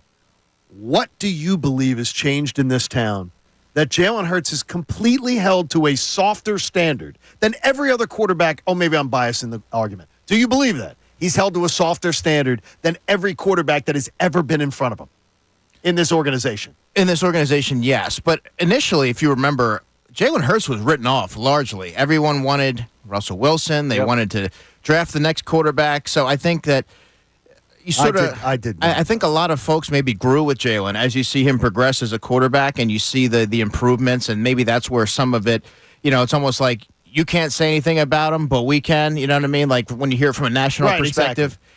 So I think to me, it's just somebody that they feel like they've seen grow and show improvements, and they're kind of like, standing behind him. But, I mean, where was this for Donovan McNabb? Right. Oh, my God. I mean, like. You're too young for Jaworski.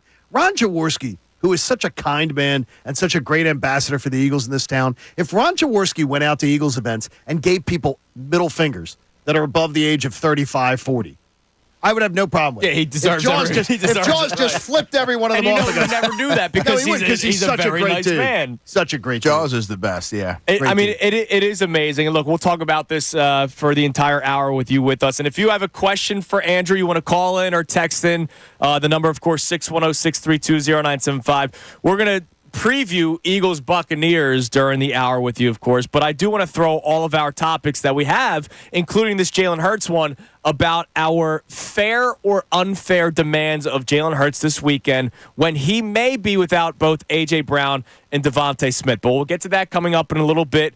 We do this every day around this time. It's time now for today's headlines with Connor Thomas. Today's headlines with Connor Thomas. Hello, Connor.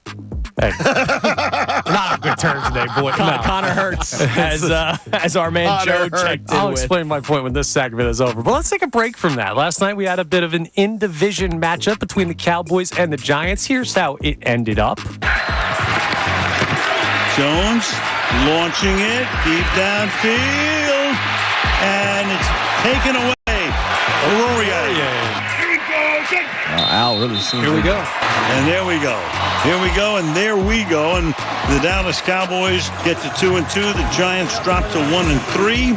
What are you guys' thoughts on the division right now after what we saw on Thursday Night Football? I expected the Cowboys to win that game. I thought they would cover. They didn't, thanks to Brandon Aubrey, and my parlay didn't hit because of it. I expected the Cowboys to bounce back. The Giants are not going to be a good football team. They're not. You said before the year that you thought the Eagles would win the division comfortably. Correct. I thought they'd win it the second to the last game in Philly. Last night leads me to believe that Chunas may be smarter. I believe the Cowboys might still be a playoff team. There's three wild card teams making, but I think the Eagles win this division comfortably, and I got more of that last night. I know it's hard to play on a short week on a Thursday night, but I mean, the Giants were with them every step of the way, and the Giants suck. Yeah, I believed and still believe that the Eagles are going to distance themselves in the NFC East, but I thought Dallas would win that game. I thought it would be ugly. I mentioned that on the Insider Show, and I was really looking forward to seeing what Malik Neighbors, the Giants' rookie wide receiver, is going to do, and he put on a show. He put on a show. I was in that Aubrey field goal away from. Dude, how does he miss that? I was the same. He made a 60-yarder in that game and then missed what? How long was it? 30-something? Yeah, a chip shot. He's point shaving. He's got to be. It's the only explanation. Obviously, the 5.5 did not hit. Yeah. Yeah. Okay. All Next thing we got here, just a little bit of baseball because we're not touching it today, but we have all of our division title winners in baseball locked in. Yankees won the AL East last night, Cleveland the Central, Houston the West. Obviously, the Phillies won the NL East, the Brewers in the Central, and the Dodgers in the West. By the way, Orioles really went out swinging yesterday. Oh, my God. They got smoked. Trying to win that division. The hangover game. Yeah. Of those division title winners, which surprises you the most? Which surprised me the most? Brewers. None of us picked the Brewers to win the division, None of us right? picked the Brewers. I picked Cardinals. I Connor picked Cubs. You picked Cubs, and Connor picked Reds. So none of us had the division. So, yeah, I would say that's the most surprising. Brewers is most surprising. As the season continued, the Guardians lineup can't hit. They play like the small ball. Nasty, dude. Their pitching is really nasty. That's a scary team in the playoffs. Magic number for the Phillies: 2 over the Guardians, 3 over the Yankees. If you believe this Phillies team is going to the World Series, those are magic numbers you got to watch. Yeah, 3 on the Yankees, 2 on the Guardians going into this weekend to have home field advantage. I think one of the craziest things is the 2 teams that were in the World Series last year. The Diamondbacks still could miss the playoffs, and the Rangers fell well under 500. They're 75 wins, right? Yeah. Woo.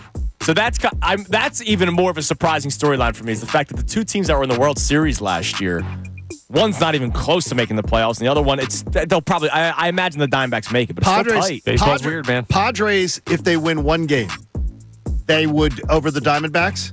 They're the 4 seed, so they might have nothing to play for. Right. So the Diamondbacks may roll to a couple victories that get them into the playoffs and eliminate the Braves. And last night, for whatever reason, Connor Thomas had me spooked on the Braves. That maybe I gave the wrong answer with that pitching, not wanting the Braves to sneak in. Yeah, I don't want to face Chris Sale. Nope. But the crazy thing is for the Diamondbacks. Let me pull up what their probables are. They got to think about the playoffs too. No, you got to get in. Yeah, you have to get in. You don't think about that. Merrill Kelly today, which is their number 2. I don't know how they set it up. Gallen's got to be 1. Gallen's 1. Like Montgomery should be there too, but he's not been good this year. So I imagine Merrill Kelly's their number 2.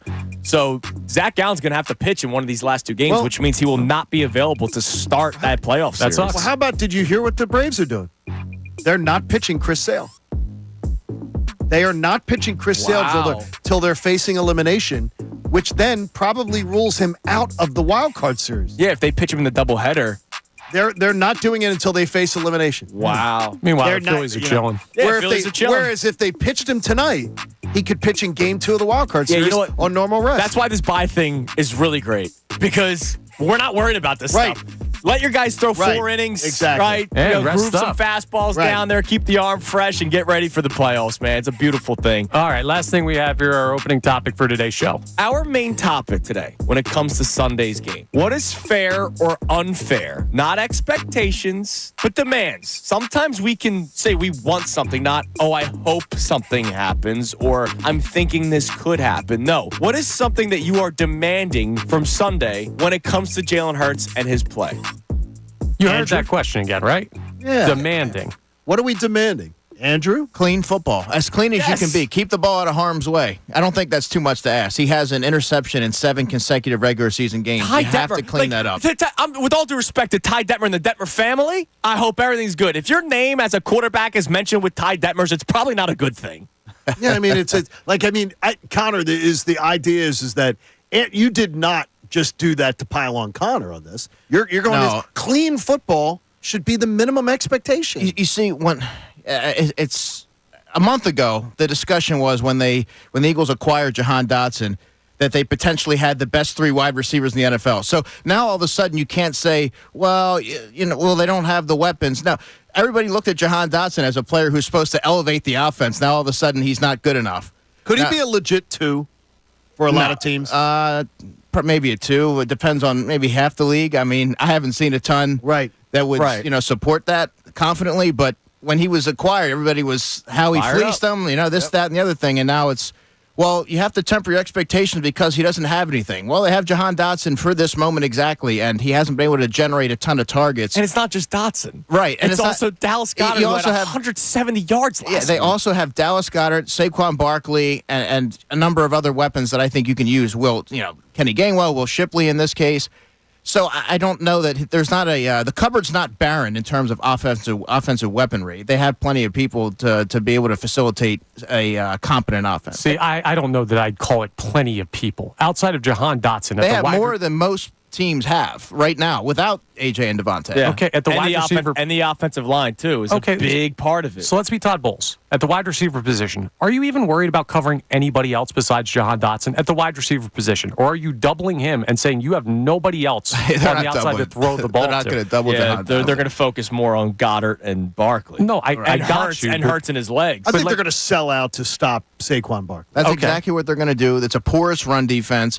I actually think that Johnny Wilson, the Eagles are really high on him. They like his blocking, but they also like his ability to affect the game as a receiver. Big play Sunday. Yeah, and Jalen, more importantly, Jalen really trusts him. He mentioned him countless times, unprompted during the offseason, and he even threw a pass in his way, I believe it was in the Brazil game. So that shows you that he's going to probably look his way in this game. I would expect a red zone target or two. Okay, another topic that we got into today. How have you felt about Jalen Hurts' play through 3 weeks? So our main topic was what are fair and unfair demands of Jalen Hurts this Sunday. But through the first 3 weeks overall, how have you felt about Jalen Hurts' play? Andrew DeCecco with us for the entire 8 o'clock hour.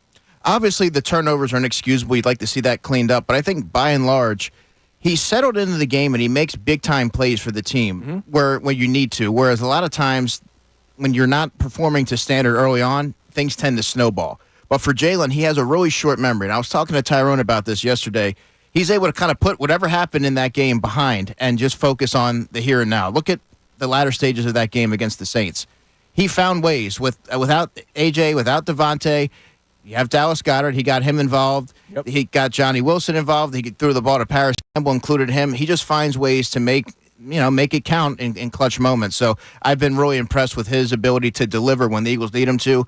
He's well compensated for those moments, and he's certainly delivering so far. We had a caller, Derek, earlier that was saying you guys are always so hard on Jalen Hurts. Now, I've made it clear that I'm going to hold him to a higher standard this year because the contract is kicked in, right? We already had Adam Schefter during the offseason, John, talk about how Jalen Hurts needs to have a good year this year or the Eagles will start thinking about what's next. I don't want to get to that. So let's hold Jalen Hurts to a higher standard. As critical as I may be of Jalen Hurts, I still believe there's been more good than bad this year. The turnovers are a horrible problem, but there's been more good. And he's done a nice job handling the blitz. And he's a great job. Utilizing the middle of the field. Like you're seeing the growth and where you expect to see him now is in his fourth season as a full-time starter. I think Kellen Moore's having a good impact, but you also have to credit Jalen Hurts for working on his shortcomings. Are you surprised at the things he's improving on? To me, it seems, never having played quarterback, seem very difficult, are the most difficult things to improve on. And then some of the other stuff that should be much easier to correct, he doesn't. Right, and I think that stems from the hero ball mentality where you feel like you have to put it all on your shoulders to make something happen rather than take what defenses are giving you and move methodically. I think that can be coached. You can coach that out of a player, but some of the things he's been able to pick up in terms of blitz pickups and things like that, working in tandem with Cam Jurgens and developing a rapport with your receivers, like those are things that, I mean, you need to be able to do that as a quarterback, and he's really taking that next step that you want to see in his progression. Let me ask you this, Andrew. So if we're asking him to do more this week with A.J. Brown and Devontae Smith. Not more. Not more, dude. Well, we're saying for him, he needs to be the reason, like a reason they win the game. You guys have said that, right? One of those can't be a reason. Football team, yes. Yeah, he just can't be a reason that they lose the game, that they're in a position to potentially lose the game. Okay, then that's all I'm saying. They might not score more than 21 points. I'm just saying, don't give the Buccaneers two more chances to score a touchdown because you turn the football over. Not the point here. What I'm trying to get to is not having your top targets make you more susceptible to hero ball or more susceptible to taking what's in front of you? Taking what's in front of you. Hand the ball off to Saquon Barkley. This is a very porous Bucs run defense. And you have your tight end who's your security blanket. I don't feel like you have to do more. You have to take what the defense is giving you. And they have more weapons still, as I said. Even without A.J. and Devontae, they should be able to move the football up and down the field on this defense. And if Jalen Hurts this is his rookie year, all right, this is a tough spot. This is year 4, man, as a starter. Like, at some point, you got to go, all right, kids got to come off. Yeah, training wheels off. I just look for a fourth-year starter. We're saying this about Jalen Carter, who's in year 2, right? Year 2. No more training Carter, wheels. People were calling him a bust a couple weeks ago, which is crazy. I mean, it's just like we have to take, for whatever reason, I do not know what it is, why the standards for Jalen Hurts are just lowered. Dude, I don't think I'm explaining this well, so I'm going to try it one time because what you guys are hearing is not what I'm trying to say. Okay. Because I ripped him last week for turnovers. I know you did. Absolutely apart. Said he can't play like that. I did it in Green Bay, where I said those were unforgivable throws, bad decisions. I've been on his case this year. The reason I'm doing it this 1 week is not to say I'm okay with the turnovers. It's not to say he doesn't have a major turnover problem. And I also don't believe that he's not capable of playing better. I expect him to. But if this week he looks like the same Jalen Hurts we've seen through 3 weeks, and he doesn't have A.J. Brown and Devontae Smith, I'm going to say, okay, the conversation pushes another week, but it doesn't get worse. That's what I'm trying to say. Is that fair? No. No. Okay. No, it's not. All right. It's not. It's got to get stupid. Football must stop. Stupid football has got to stop. I agree. Simple as that.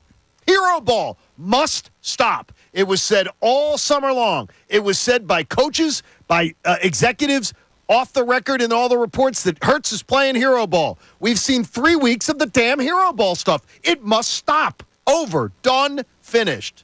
Okay, and if we see a fourth and they win and they go into the bye week and they improve after the bye week, then we're fine. No, it's not. Well, is he going to get better? Do we know for a fact that the turnovers won't come week 6? We don't, but I'm going to hold him to the standard that you guys are right now in week 6. Okay. This is literally I'm holding him to a standard. This is week 21. I'm holding him to a standard like other top 10 quarterbacks, other top paid quarterbacks. Play well. Play smart, play safe, whatever it is in a game like this where you don't have your top weapons. I've explained it as clear as I can, so maybe I'm being too easy on the guy, and maybe that's on me. I think that might be what it is. All right, another thing. Can we play this audio from Rich Cimini? Would love to get your thoughts on this, Andrew. Rich Cimini covers the Jets for ESPN the way Tim McManus covers the Eagles. Here's his little quote from a podcast about what the birds are telling him. Let's put it this way. A little birdie told me that Reddick, I don't think, would be opposed to something like that. I think Reddick is so frustrated with the Jets situation, and of course he did request a trade in August, so frustrated that he wouldn't mind going back to Philadelphia. Again, heard it from a little birdie. Take it for what it's worth. You mean his agent? Yeah. The little birdie.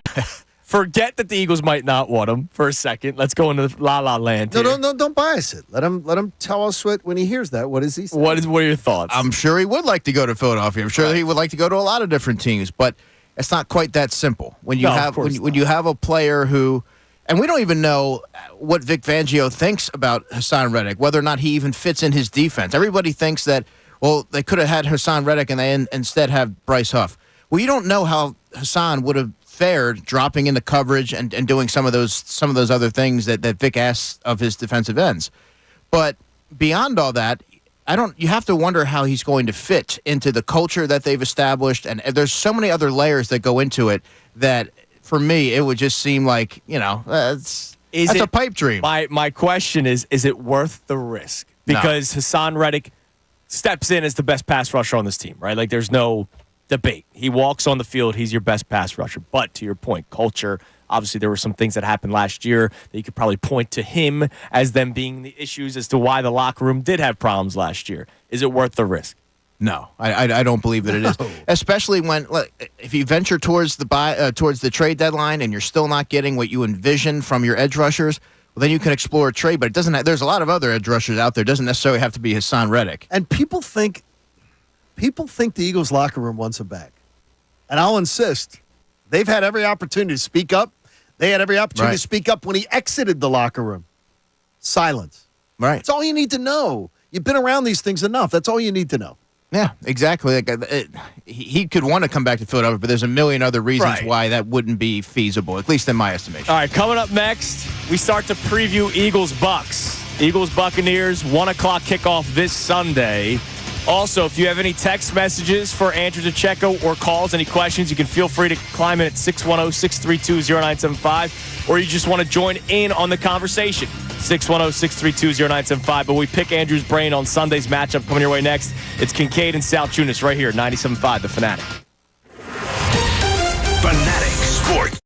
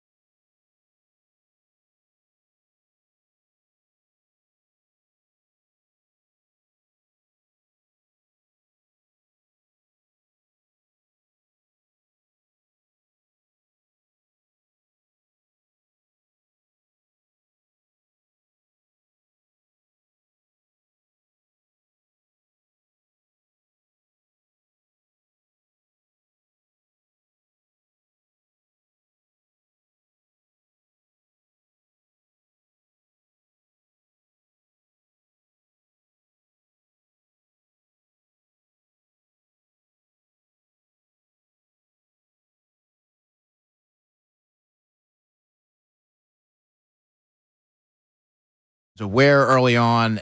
He's has the same amount of burst and agility and everything later in the game, just as he does in the beginning. So I think you're going to see a lot of Saquon, and I wouldn't expect a flashy passing game. So probably a lot of Dallas Goedert, because I believe that you can exploit the middle of the Tampa Bay defense with regularity. And to me, I think it'll be sort of a plotting win, but I do think the Eagles are going to be able to pull it out. The idea, though, that this has been a bad matchup for Jalen Hurts when he's had all his weapons against Todd Bowles and that defense. What is Todd Bowles licking his chops about when he looks at this Eagles offense? Giving him looks where Jalen's going to be at the line and maybe be a little confused or hesitant, working through, holding on to the ball a tick longer, which is sometimes that's been one of the bugaboos for Jalen. He does hold on to the ball a little bit longer. So I think Todd Bowles is going to try and throw whatever he can at him, give him some unique looks maybe that he hasn't even seen before. And you saw a lot of that with New Orleans, where they were having 2 or 3 guys up on the line of scrimmage, and then they would go back into zone coverage or man coverage and disguising looks. So I imagine Bowles would do something like that too. Absolutely, and then to Jalen and really Kellen Moore's credit, they had answers for it. You saw him get the ball out quick. He knew where his outlet was. But with Todd Bowles, and this actually prompts a question that I have, and I think I know our answer. Do you view this as a measuring stick game for Jalen Hurts? Yes. Because of Todd Bowles and his ability to kind of be the boogeyman for Jalen Hurts, and this is a chance for him to really show that he can elevate the offense even when the circumstances aren't even most ideal. He's Michael Myers. He's Michael Myers. He's Jason Voorhees. He's everything else for Jalen Hurts' career so far. 4 games, and Jalen, even in the game that he won, he was not outstanding. Wasn't great. But like I mentioned to you yesterday, maybe now that Hurts is the one calling out blitz protection, right? Maybe he's better at it. I don't know. Maybe there was not a disconnect with Jason Kelce, but maybe it's been better for Jalen to scan with his own eyes and make his own decisions. Maybe that helps. Mm-hmm. I think it's going to help. I think Jalen has proven, you look at the turnover and you say, well, that has to get cleaned up. It's like, yes, absolutely, that's inexcusable. Right. But on the other side of that, he's shown tremendous growth in being able to pick up the blitz and see what defenses are trying to do to him and counter it. Now, real quick, because I want to go opposite side of the ball, Eagles defense versus the Buccaneers offense. I did text Tim McManus to see if he was hearing anything about the weather. He said they haven't heard anything. So I guess that means if you're not hearing anything, if they've heard nothing, that means they're playing. And no news is good news. We'll hear in exactly. We're hearing a half hour from JP, and he's right there. Right, and he is one of the preeminent voices on the Buccaneers. So we'll know in a half hour. Absolutely. We were just wondering maybe they have to play in a different location. Blah blah blah. All right, Eagles defense. You mentioned you think they could play well against this Buccaneers offense.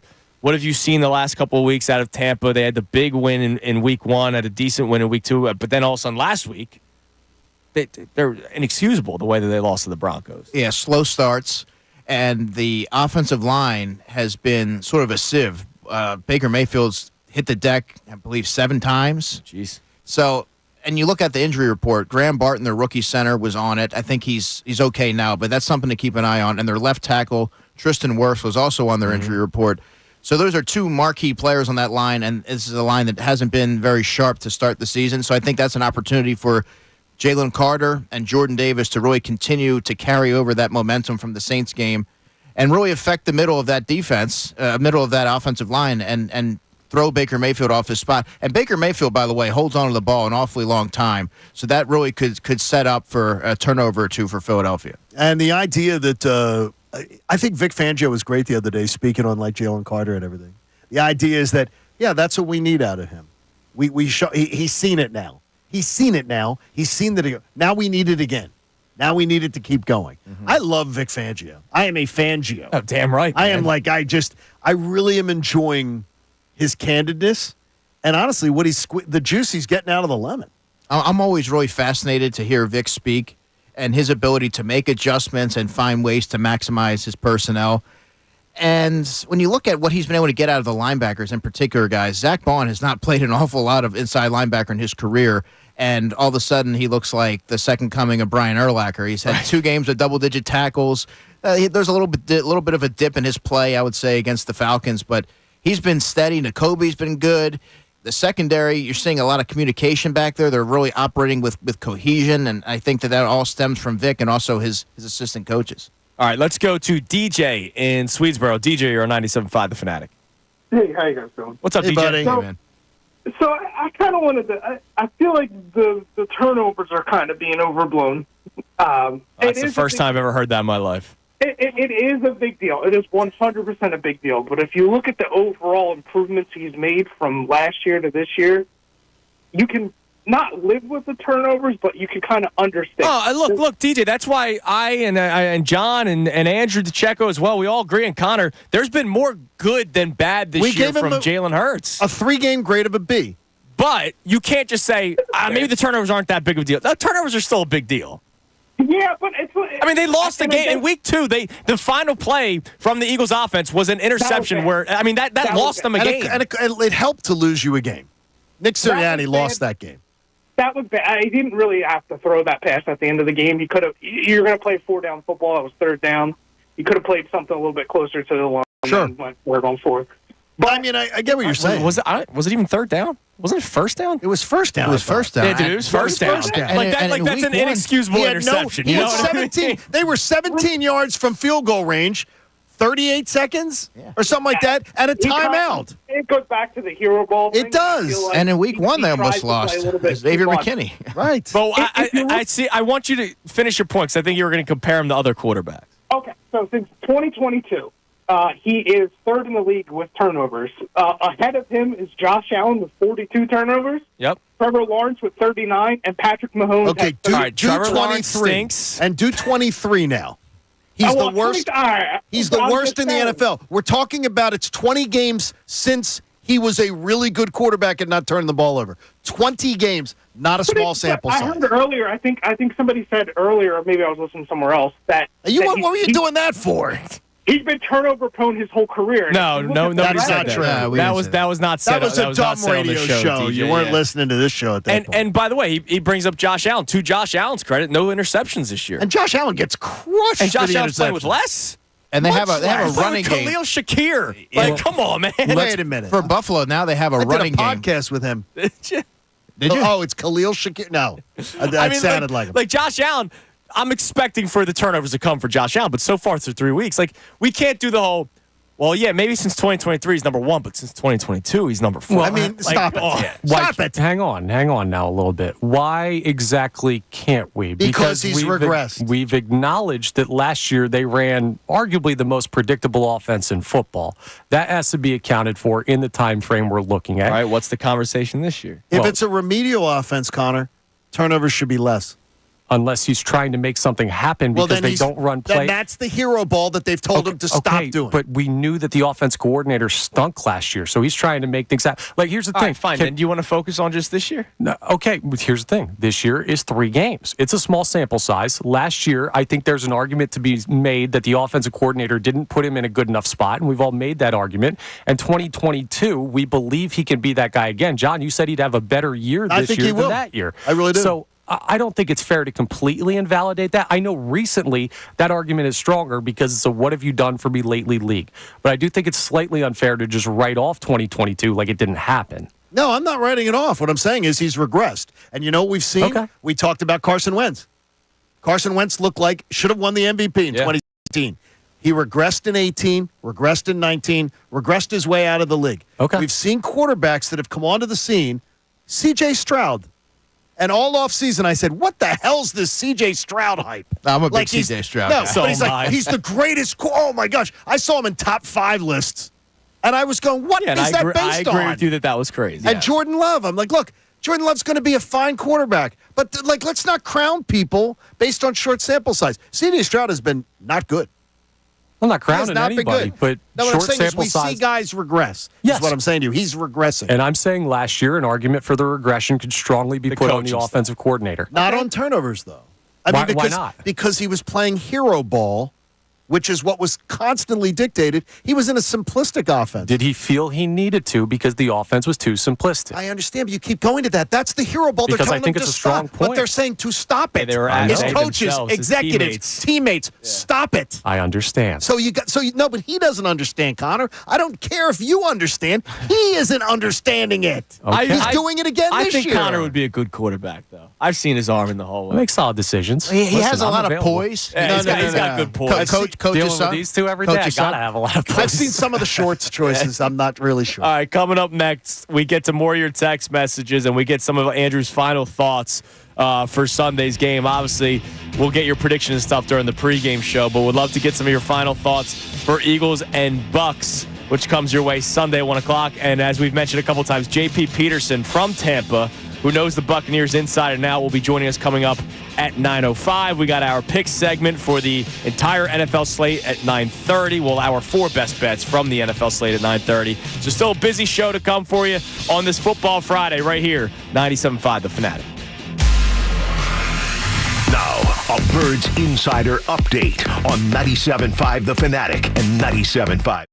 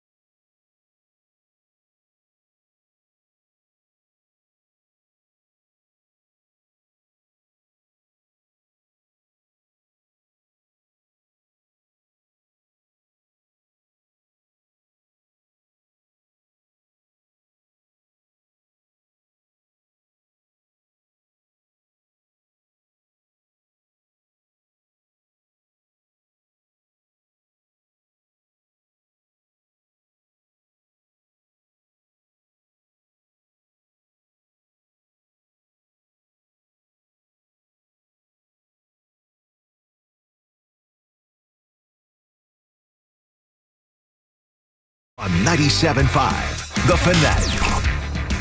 It is 8:49 on Kincade and Salciunas, 97.5 The Fanatic.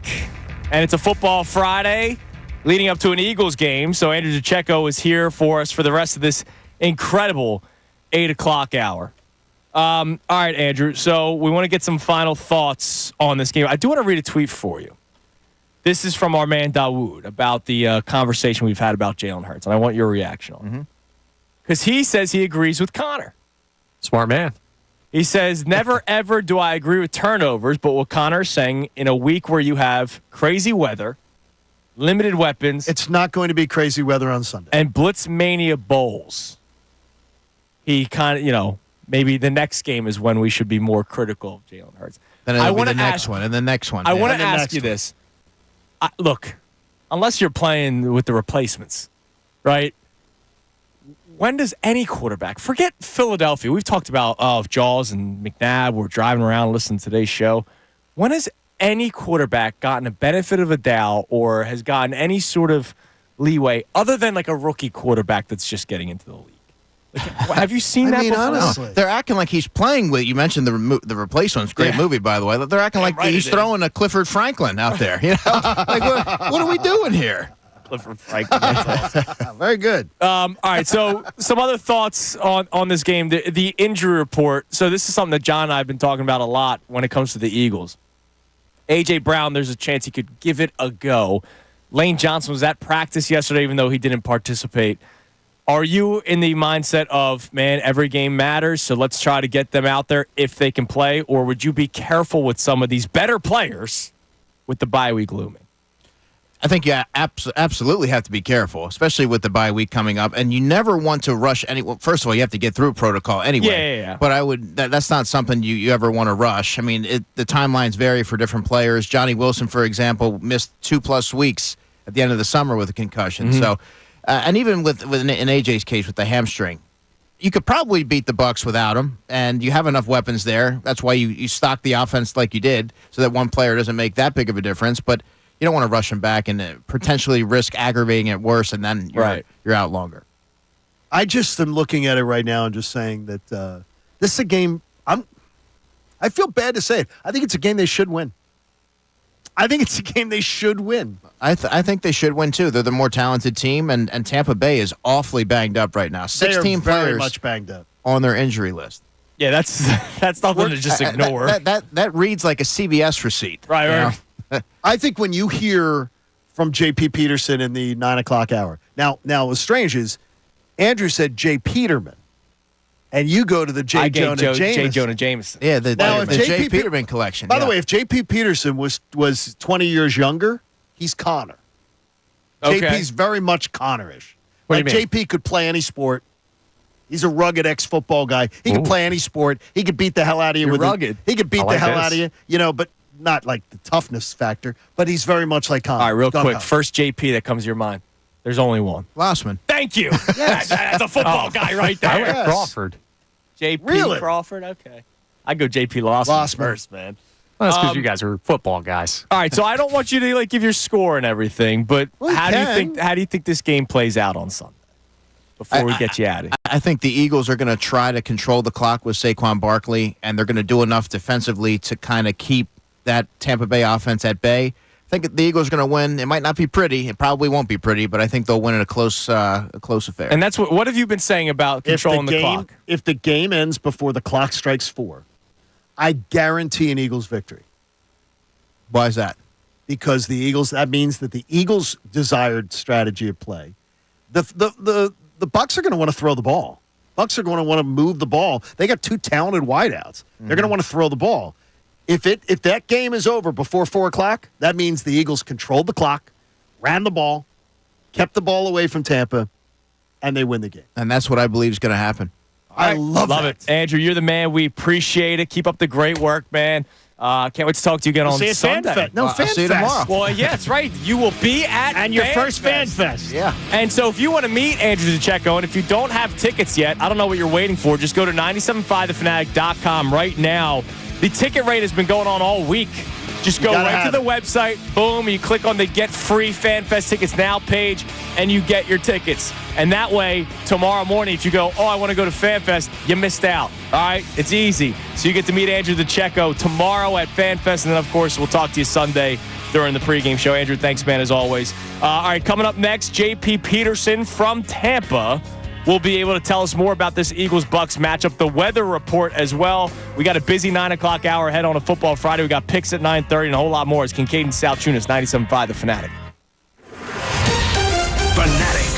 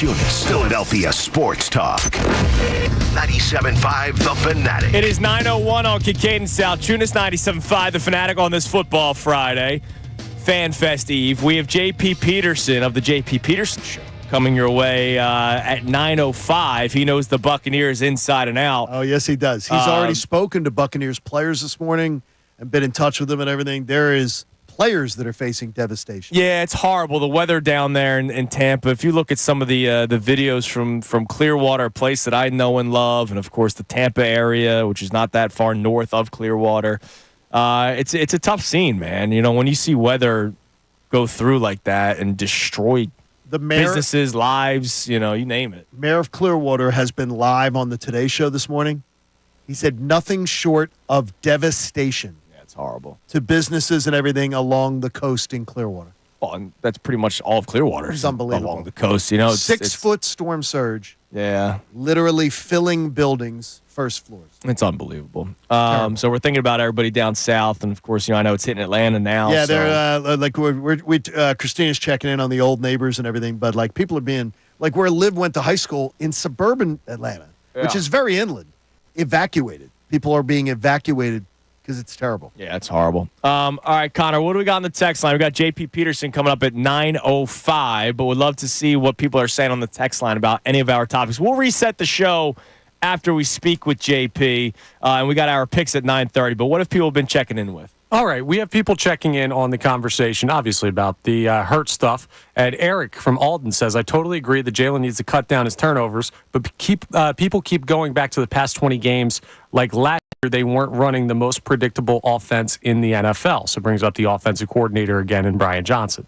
All right. Again, a simplistic offense, as we talked about. A simplistic offense should be one that you have less turnovers. Less success, but less turnovers. But then I'll just say, okay, so if you want to eliminate last year's numbers, fine. We can focus on this year's numbers. And this year, let's play that Tim McManus clip one more time, Connor. Tim McManus was on with the Best Show Ever the other day and talked about how Jalen Hurts is in the top 5 for a lot of great statistical categories, but of course also not so great statistical categories. It is kind of conflicting to analyze him right now, Ty, because he is number 4 in passing yards in the league right now. He's number 1 in off-target completion rate. So he's throwing like the most accurate ball out there right now. His rate against the blitz is super high. Like he's 30-plus points higher in QBR against the blitz right now than he was in 2023. So we've seen like these really big growth spots for Hurts. The other side of that is really the turnovers. So he's tied for second right now in turnovers behind only Will Levis. He's on this streak that is like he has the most turnovers in the NFL since week 13 of last year and the most consecutive turnovers, 7 straight games with an interception, which is the most since Ty Detmer in 1996. So these are numbers that contrast in a way that speak to the good and bad that we've seen. I think that there's room to be optimistic with Hurts because he is showing that he is improving in some critical areas. And it really comes down to now, all right, you just got to eliminate those like 2 or 3 plays in the game where you're making a mistake that can cost your team. And look, we've said it, more good than bad, but those turnovers need to stop. I don't need Jalen Hurts' name to be in the same sentence as Ty Detmer and Will Levis. Nope. All right? And that's the standard conversation where I'm holding him to a higher standard. I want him in the conversation of Patrick Mahomes. And I think he's going to rock this weekend. I think it's going to be a... And rock doesn't mean 350 yards. No, I think it's going to be... I think we're going to come in Monday morning and say the reason the Eagles won this game is because of Jalen Hurts. He's one of the... he'll be one of the major reasons. I also think the defense hopefully will continue. Well, the 2 weeks in a row that they've... all 3 weeks, honestly, there's been a lot of good things to talk about. Oh, yeah, with the defense, absolutely. So let's get some more information on the competition. Yes, the Comcast Business Hotline. Every day in business is a big day. J.P. Peterson, I have worked against him. I have been a friend of his for years in the industry. He knows this Tampa Bay Bucs program, Andrew, inside and out, and he joins us. First, we got to ask, JP, thanks for joining us. How's everybody down there? And I know you've been in touch with a lot of people around the Buccaneers and everything. How are you guys handling the storm? It's a mess. I'm going to tell you, the flooding is historic in South Tampa, where most of the players live. Davis Islands is an area just south of downtown. that is completely flooded. Anybody who lives there, Baker Mayfield and a few others, unless their houses are elevated, and some are, the newer constructs are elevated, a lot of them are not, then they probably had 3-4 feet of water in their homes last night. Wow. Bayshore, all of South Tampa, a huge part of South Tampa, many of the homes just flooded, 3-4 feet of water all along the coast. In St. Petersburg, huge floods everywhere. This one, worst storm surge in over 100 years. So wow. I don't think we're going to have a lot of loss of life, but I think there's luckily it wasn't much of a wind event, but for flooding and property damage, people are waking up this morning, and it's devastation. It's devastation. So it's going to be a long, long cleanup here in Tampa Bay. And just in terms of what's going on this weekend with the game, probably it's going to be a distraction for the Buccaneer players. There's no question about that. So obviously, first things first is what John just asked about. How are you doing? How's everybody doing? And I'm more inland, so I'm further away. And there was a lot of wind. There was a lot of wind. And a lot of trees are down, but we're good. We're good. Right. Okay. And then I'm glad everything's good for you. So now let's move on to the football aspect of it, not to ignore everything else that is happening down there. And again, our thoughts are with everybody. But from the field conditions standpoint, that stadium, obviously way more than we do. How does that stadium hold up with weather like this? I imagine Floridian football teams know how to take care of business when it comes to keeping their stadium safe with weather like this. But what can you tell us about it? The field's fine. It's one of the best surfaces in the NFL. Routinely voted one of the best. They have a great suction system that takes the water right out of it. There'll be no rain for the game. It'll be hot as hell and humid as hell, but field's fine, stadium's fine, all that. No problem. The Bucs practiced yesterday indoors. They now have a beautiful indoor facility, which they didn't have for years. They now have that. They made great use of that. So their preparations really won't change much. They changed it a few times around. I was over there on Wednesday talking to the players, and there really wasn't much, sense of doom or anything like that. Just be prepared. And again, there'll be some distraction, though. There's no question. Baker just had and Tristan Wirfs both have young babies. You become a father, you feel a little bit more responsible for all those things. And I think in both those guys, as far as I know Baker lives on Davis Island, so I know there's just, that type of stuff. Like I got to take care of my family, but I got to be, focused in on this game as well. But so there's definitely a distraction element, no question about it. JP, what do you think Todd Bowles is thinking when he looks at what the Eagles are missing? And how do you think that defense will attempt to eat on Sunday afternoon? Well, it's just a really weird juxtaposition, Johnny, because we're coming off a game, and Bowles has a few of these a year, and it's usually against a rookie quarterback where you just don't understand what the hell the scheme was. They went soft on the corners and gave Bo Nix and his average receivers just the large cushions, and Sean Payton said, okay, we'll just take it. Made the pre-snap read as easy as possible. There's no pressure mentally or physically on Bo Nix. He got hit twice. It was, from a defensive standpoint, it was a disastrous performance. And now they got to bounce back. Now, they were flat. They came off a very emotional and physically demanding win in Detroit where their defense played 83 plays. And they came out against Denver and were just flat. I mean, they all admitted it afterwards. I was surprised how candid they were. I'm talking to Mike Evans and Zion McCullum, and they're like, yeah, we just weren't ready to play. We were flat. They were angry. They were pissed off. We were not. We were fat and happy. They were very candid about it, but I was like, wow, that's weird. You need to come every week, right? And they said this is a young team, and they're the second youngest team by age in the league, and this is a learning experience. So I expect them to be ready to go. And in terms of scheme, I mean, obviously, Bowles has got to come after Jalen Hurts and put those two guys out on an island on whoever's playing wide receiver for the Eagles this week. Maybe Harold Carmichael, I don't know. But they're going to bring a lot of exotic blitzes, I would think, this week. And those did not get home. I mean, they blitzed last week against Bo Nix, but none of them got home. And it's because there was no coverage on the outside. They didn't mix it with press coverage, so it was quick, hot reads, and they got the ball out. I think they'll change that this week. They'll be up in press man, and they'll bring a lot of heat on Jalen Hurts and try to challenge that offensive line, especially if Lane Johnson didn't play, and to really – pick up some exotic blitzes. That's what I expect from Bowles. Will the Buccaneers have 53 players? on Sunday? I heard you might suit up. Yeah, the injury report. I know you got a few snaps in you. Can you highlight some of the players that are on the injury report that A, may not play, and B, if they do play, we should keep an eye on them because they might not be 100%? Well, Anton Winfield Jr. is not playing. He hasn't practiced all week, and he's the key to their defense in terms of that back end. He's also the main chess piece. He's the queen on the board for Todd Bowles that can do everything and go anywhere. And he's not going to have him again this week, third straight week. Kalijah Cansey and Vita Vea are also very questionable, and that's the key to the game.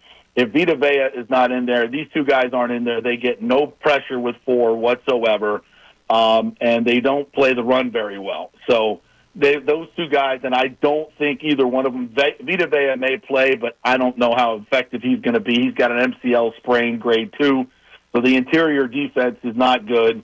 Bucky Irving, who's been this incredible surprise scat back that needs to get more carries, came up with a hamstring injury yesterday. Big surprise there. I think the Bucs were counting on him to really do something this week. Tristan Wirfs has a knee injury. We know he's been playing hurt because he hasn't played to his all-pro stature at left tackle. So I think he's ailing a little bit. The good news is for the Bucs, they're probably going to get Luke Gedeke, their right tackle, back. The backup tackle got schooled every way in the last couple of weeks, drastically changes the way they do things on offense. So getting Gedeke back is going to be huge. But they are strapped, and so many of these guys are beat up. So, yeah, it's a mash unit out there. You've never, ever gone out of your way to make me feel better about a game. Ever. And so I'm a little shocked by this. I do believe the Eagles are winning this game, but when I hear you talk about it, I know you're very objective. You shoot straight. I think Eagle fans are feeling a little better hearing you today. Well, listen, I think the only way the Bucs win this game is if they heat up Jalen Hurts and get a couple of picks, which, as you know, is eminently possible. Sure it is. And I think that's their key. They've got to get at least 2 or 3 turnovers in this game to win. Now, again, I think they could score points. I think with Gedeke back, this offense should be much more effective. Now, because Rashad White's got a groin injury, and now Bucky Irving has a hamstring injury, so Sean Tucker, the former Syracuse back, would be their number 3 guy, who did show some promise and some burst in the preseason. But so now they've got questions, and they're going to have to lean on Godwin and Evans and Jalen McMillan, their wide receivers. And if the Eagles can't get any pressure on Baker, he will eat. He will eat with those receivers and the tight end Cade Otton. So I think this might be a bit of a track meet, to be quite honest with you. I think we might, I don't think either defenses are at full strength. And I think we might see a little bit of a dink and dunk from the Eagles, get their guys out in space since they don't have the receivers, and run the football. I think it could be some scoring in this game. Wow. Sounds like a good day. And I hope that everything continues to go down well there, and take care of yourself. JP, appreciate you, man. Anytime, guys. Appreciate you. See you, buddy. Thank you. There he is, JP Peterson on the Comcast Business Hotline. So a shootout or a track meet. Yeah, he thinks a track meet maybe. Now, you've been saying. He thinks their defense. I think Jalen Hurts is going to put up guaranteed more points than the last 2 weeks. I'll guarantee that. I've called 27-17. And here in JP. 10-point victory. Yeah. So your app. I'm getting You're tasty. boosting that. You're getting boosting that one a little bit. I'm getting tasty with this one. And by the way, do not take the points. Can I just give you a suggestion? If you think the Eagles are winning the game, do not take the points. If you're confident they're going to win the game, always bet the money line. Money line bet, yeah. Because then it's going to boost your odds and everything like that. I feel better after hearing from JP. By the way, money line's only minus 118. So it's not like you're. No. But I feel better hearing from JP. Believe me, him and I bust balls. Right. Buccaneers, Eagles. I mean, we've known each other for 20 years. Now, the one thing that's interesting that this is something that we don't necessarily think about because we, and it's not our fault. We look at the players as athletes, right? And there is a human element to life, and I think people are starting to realize that athletes are humans too. I think we're getting better at that when it comes to society. With mental health and you name it. I think we're getting better at that. There's still some horrible human beings that just watch athletes as athletes and not as humans. I didn't think about what JP brought up. These guys' homes, I know you mentioned it, but like Baker Mayfield as a little kid. There's like 7, the area that Baker lives in. So a little bit of background. There's like 7 members of the Bucs starters Yeah. that live in that area. Now, some of them might have elevated houses and everything, but catastrophic flooding, like your neighbor's house destroyed. Maybe your house has water in it Right. up to the. It's terrible. Or if you evacuated your family, like maybe Right. Baker stayed here because he obviously has to, And but his he wife said, and daughter leave. and now it's like, oh my God, I hope they're safe. Or is my daughter okay? Like that's things something are we in your don't head. really think about. Because we do not, and you make a great point, we do not often enough think about the human element of what athletes have to, what they have to do in a normal week. Yeah, from What the they human gotta element do. feel, the Eagles have it easier this week. Oh, no question. Their homes weren't No question. destroyed, or they didn't have to barricade their houses or have to worry about any driving to work.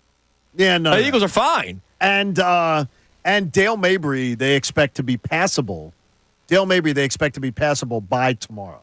So the main bridge, drag. yeah, The main, yeah. no, Dale Mabry, the main drag. Sorry, yeah. So the main drag.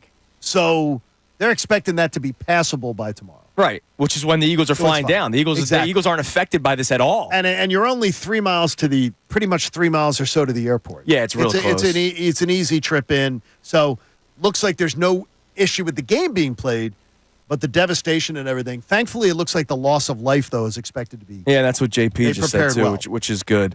All right, Connor, what do we got on the text line? Our topics today. What are we demanding out of Jalen Hurts this Sunday, fair or unfair? And then, of course, we got into the Hassan Reddick thing. Is it worth the risk bringing him back? Because there's a report from Rich Cimini, who covers the Jets for ESPN, that Hassan, a little birdie told him Hassan would like to maybe be open to it. That's his agent. Yeah, of course it's his agent. But is it worth the risk? And, of course, just overall thoughts on Eagles Bucs, which comes our way Sunday at 1 o'clock. What do we got on the text line? We have a check-in from Jay from Westchester on that Hassan Reddick conversation. And he says, Howie is a wizard. If he wanted to keep Reddick here, he would have. There's something we don't know regarding him. He agrees with John. Seems like a risk we absolutely should not take. Yeah, I mean, I just can't look. And I said it again. There's not – when you see a guy leaves the team, did you see Saquon when he left the Giants? There was 5 or 6 teammates you could go to within the first few hours saying, go get yours, man. Love it. Your brothers forever. All that kind of stuff. Look, Hassan Reddick walked out the door and it was like, okay, bye. See you later. And that was pretty much it. See you later, dude. Yep. Oh, man, real quick. Okay. Sad news for us Harry Potter fans out there, Connor. What happened? I just had to go to that store in Manhattan. Maggie Smith, who played Professor McGonagall, the head of Gryffindor, she passed away That's at the age of 89. awful. I know she had been dealing with. She was battling cancer when they first started filming. Yeah, that's a long Like fight. the original one? The original Harry. Yeah, she Which was. is how long ago? I mean, 2001. Yeah. 2001. She was dealing with. She was battling cancer, and she was also kind of like the mother figure or like the grandmother figure Right. of the little kids, like Daniel Radcliffe and all them. Well, my daughter loved all that stuff. Yeah, so I told you I went to the store Yeah, you in did. Manhattan. I'm sure and I it was a finally had beautiful to- store, man. Oh, it's a great store. I had to walk out though. I was like, okay, I'll Yeah, see you had enough. I'll see you in 25 minutes. Yeah, you were Yeah, but ready enough to move people on. walking around with these. There is a gigantic wall of like 50 swords, not swords. Wands. Wands, Come on, brother. And you have to. Swords. I don't know Come this on. stuff. Wizards don't mess around with swords. I did Wizards of Waverly Place. That one, Did they have that. swords in that? That one I missed that one. Everything is not what it seems when you can get what you want through incredible means or whatever it was. And on that note, Was that the theme Disney song? Channel, Oh, yes. sorry. See, I'm not a Disney guy. I was a SpongeBob man. Man. All right, coming up next, we do our pick segment. John's in first place, so the tee box is yours. Connor and I, we need bounce back. Well, you definitely need to bounce back. hey, easy. You had a rough one. I went always have a rough 500. So we give our picks coming up next. We'll sneak in some more texts and more calls as well. 610-632-0975 on a football Friday right here at Kincade Salciunas, 97.5 The Fanatic. Fanatic Sports Update. Injury questions for the Birds. I'm Connor Thomas, and this up.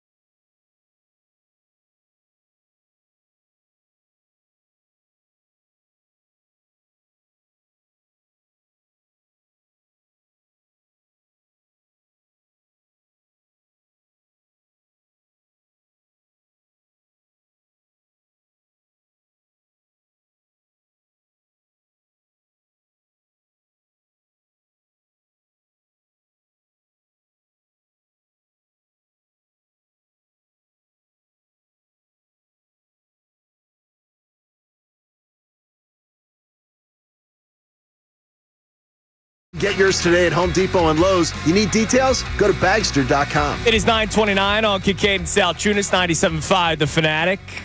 We will give you our picks coming up in a few minutes, but I want to respond to a tweet that I got during the commercial break in response to one of the things that was quoted out by our man B. Gunn, who does a great job as our associate producer of the show. And it was about right out the gate, 6 o'clock this morning, when I talked about Donovan McNabb, won games, seasons, divisions, playoff games, with really little talent at the wide receiver position, but had Brian Westbrook and then a capable tight end in Chad Lewis and a good offensive line. Just like how Jalen Hurts will have a great running back, an even better tight end, and a great offensive line. Carson Wentz, we saw the 5-7 4-game winning streak with a good tight end, decent running back, good offensive line, no weapons around him in terms of wide receivers. No. And no excuses ever offered for him. So Ian responded. Okay.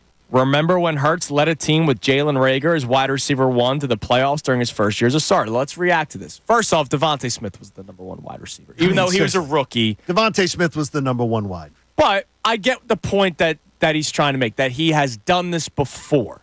So, part of it's revisionist history because he didn't do that much. They ran the football a lot. Okay. In 2021. Yeah, they did.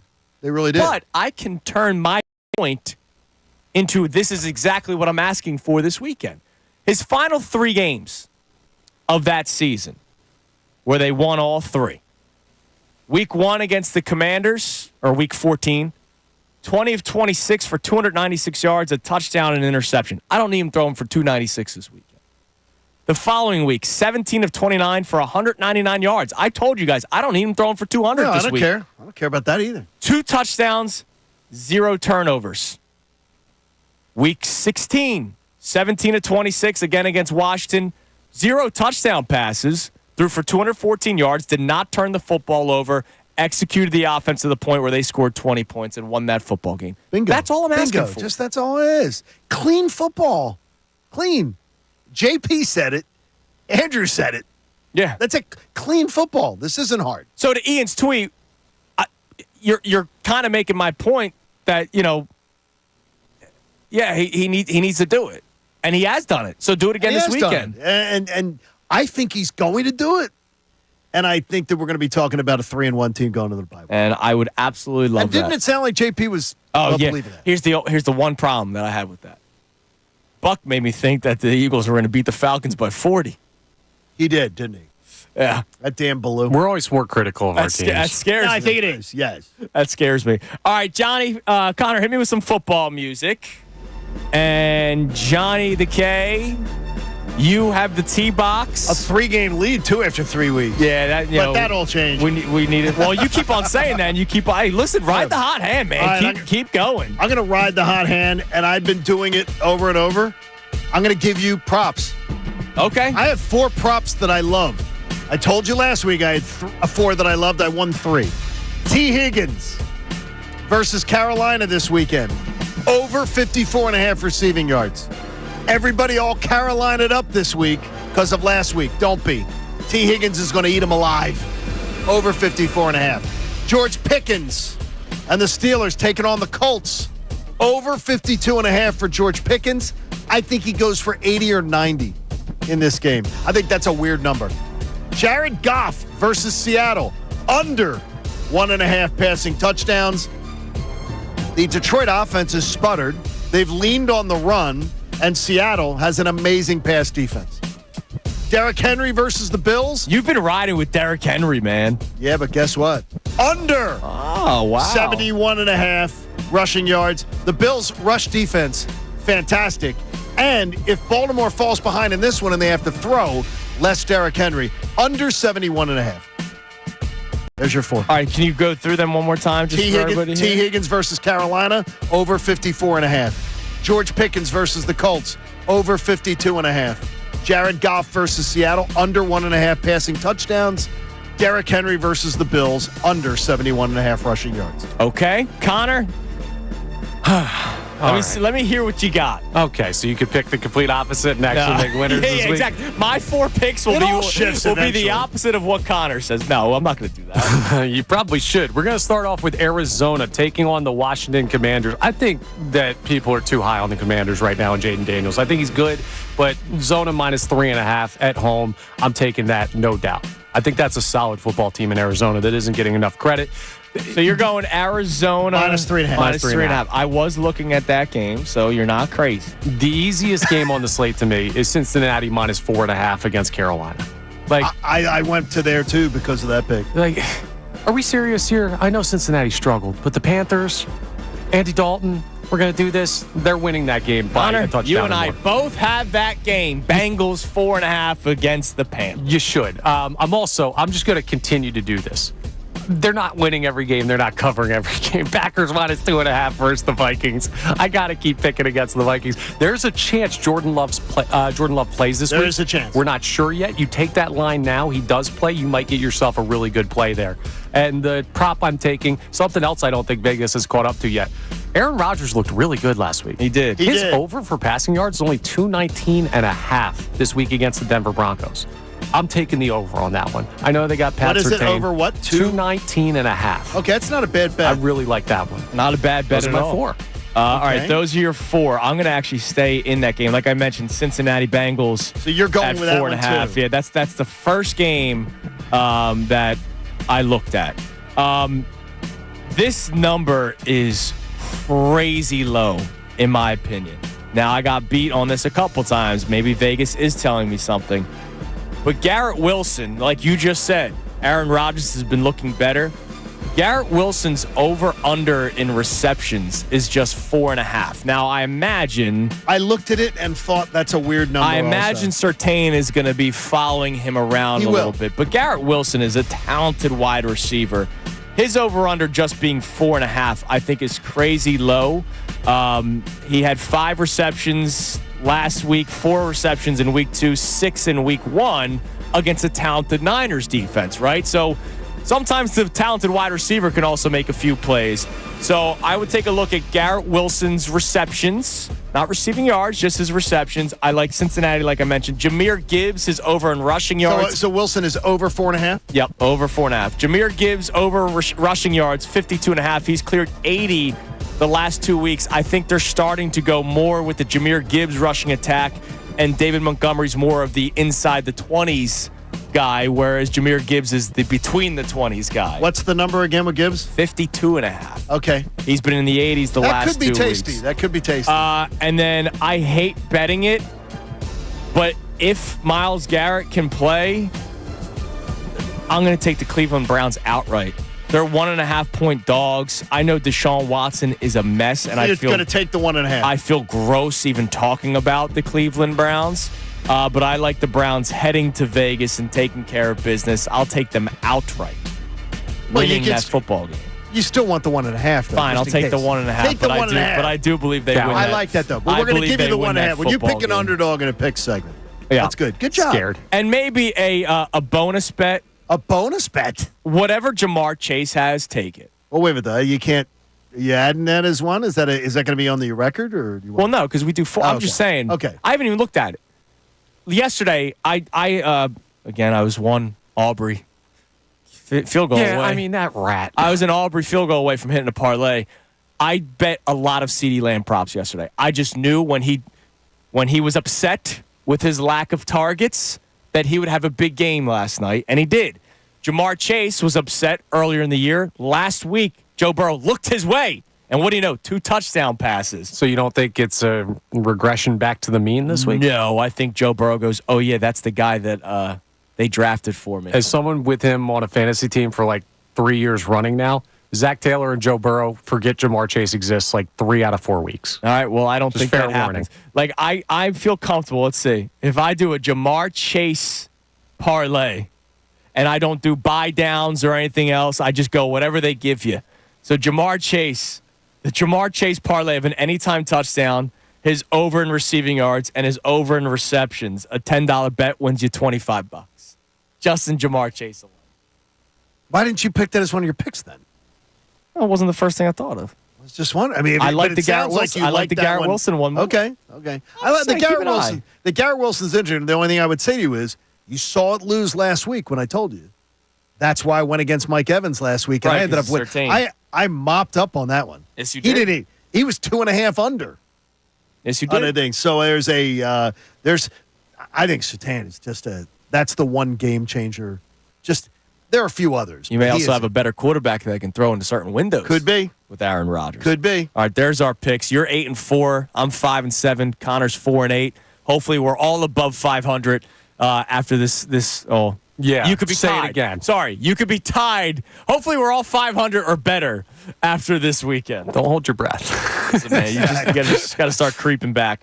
All right, coming up next, we check the text line one more time. Also, the Kincade and Salciunas Key 3 presented by Von C. And we got to give our official predictions on the Sunday game, Eagles-Bucs. Eagles will be riddled with injuries at some key spots, but the Buccaneers may be dealing with a lot worse. I think it's worse. I mean, you kind of already gave your score, but we'll talk more about it coming up next. It's New Kincade and listeners all the time. Salciunas here, right, on a Football Friday. Mike Missanelli Show coming your way at 10 o'clock right here on 97.5 The Fanatic. The final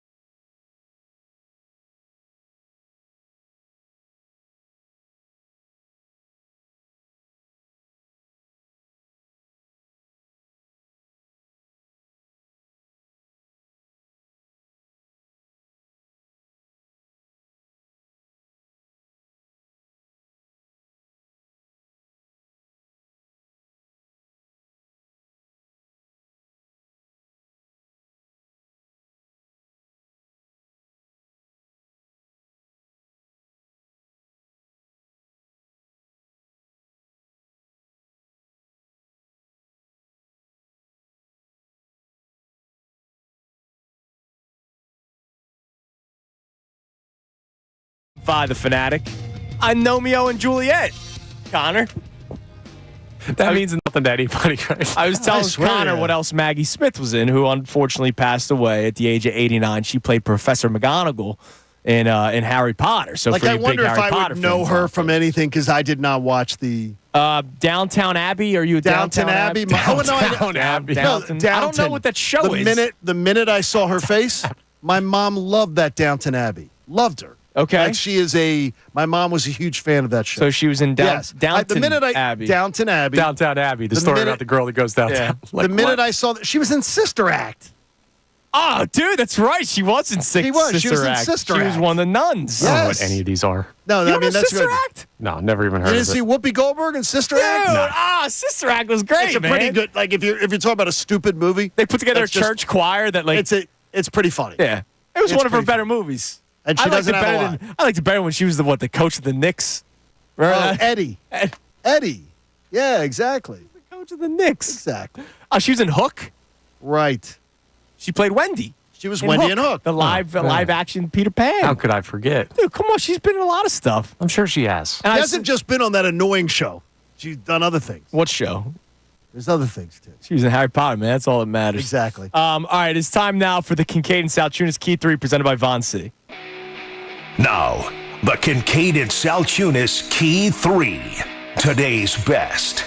Our main topic today when it comes to Sunday's game. What is fair or unfair? Not expectations, but demands. Sometimes we can say we want something, not, oh, I hope something happens, or I'm thinking this could happen. No. What is something that you are demanding from Sunday when it comes to Jalen Hurts and his play? There is a legitimate chance that he is missing both A.J. Brown and Devontae Smith. They're both still on the injury report, so that means Jalen Hurts will have Jahan Dotson as his number one wide receiver. Right. Dallas Goedert as his number one tight end. You still have Saquon Barkley and you still have the offensive line, but you're not only just missing A.J. Brown, you're now also missing Devontae Smith. So you're talking about a demands list. So in my lifetime, we've had two staples, now three staples at quarterback. Donovan McNabb, Carson Wentz, and now Jalen Hurts. Saquon Barkley and Brian Westbrook, if you want to take a side, I would imagine a lot of people think Saquon Barkley is better than Brian Westbrook. Dallas Goedert is better than Chad Lewis. I think about the amount of games that Donovan McNabb won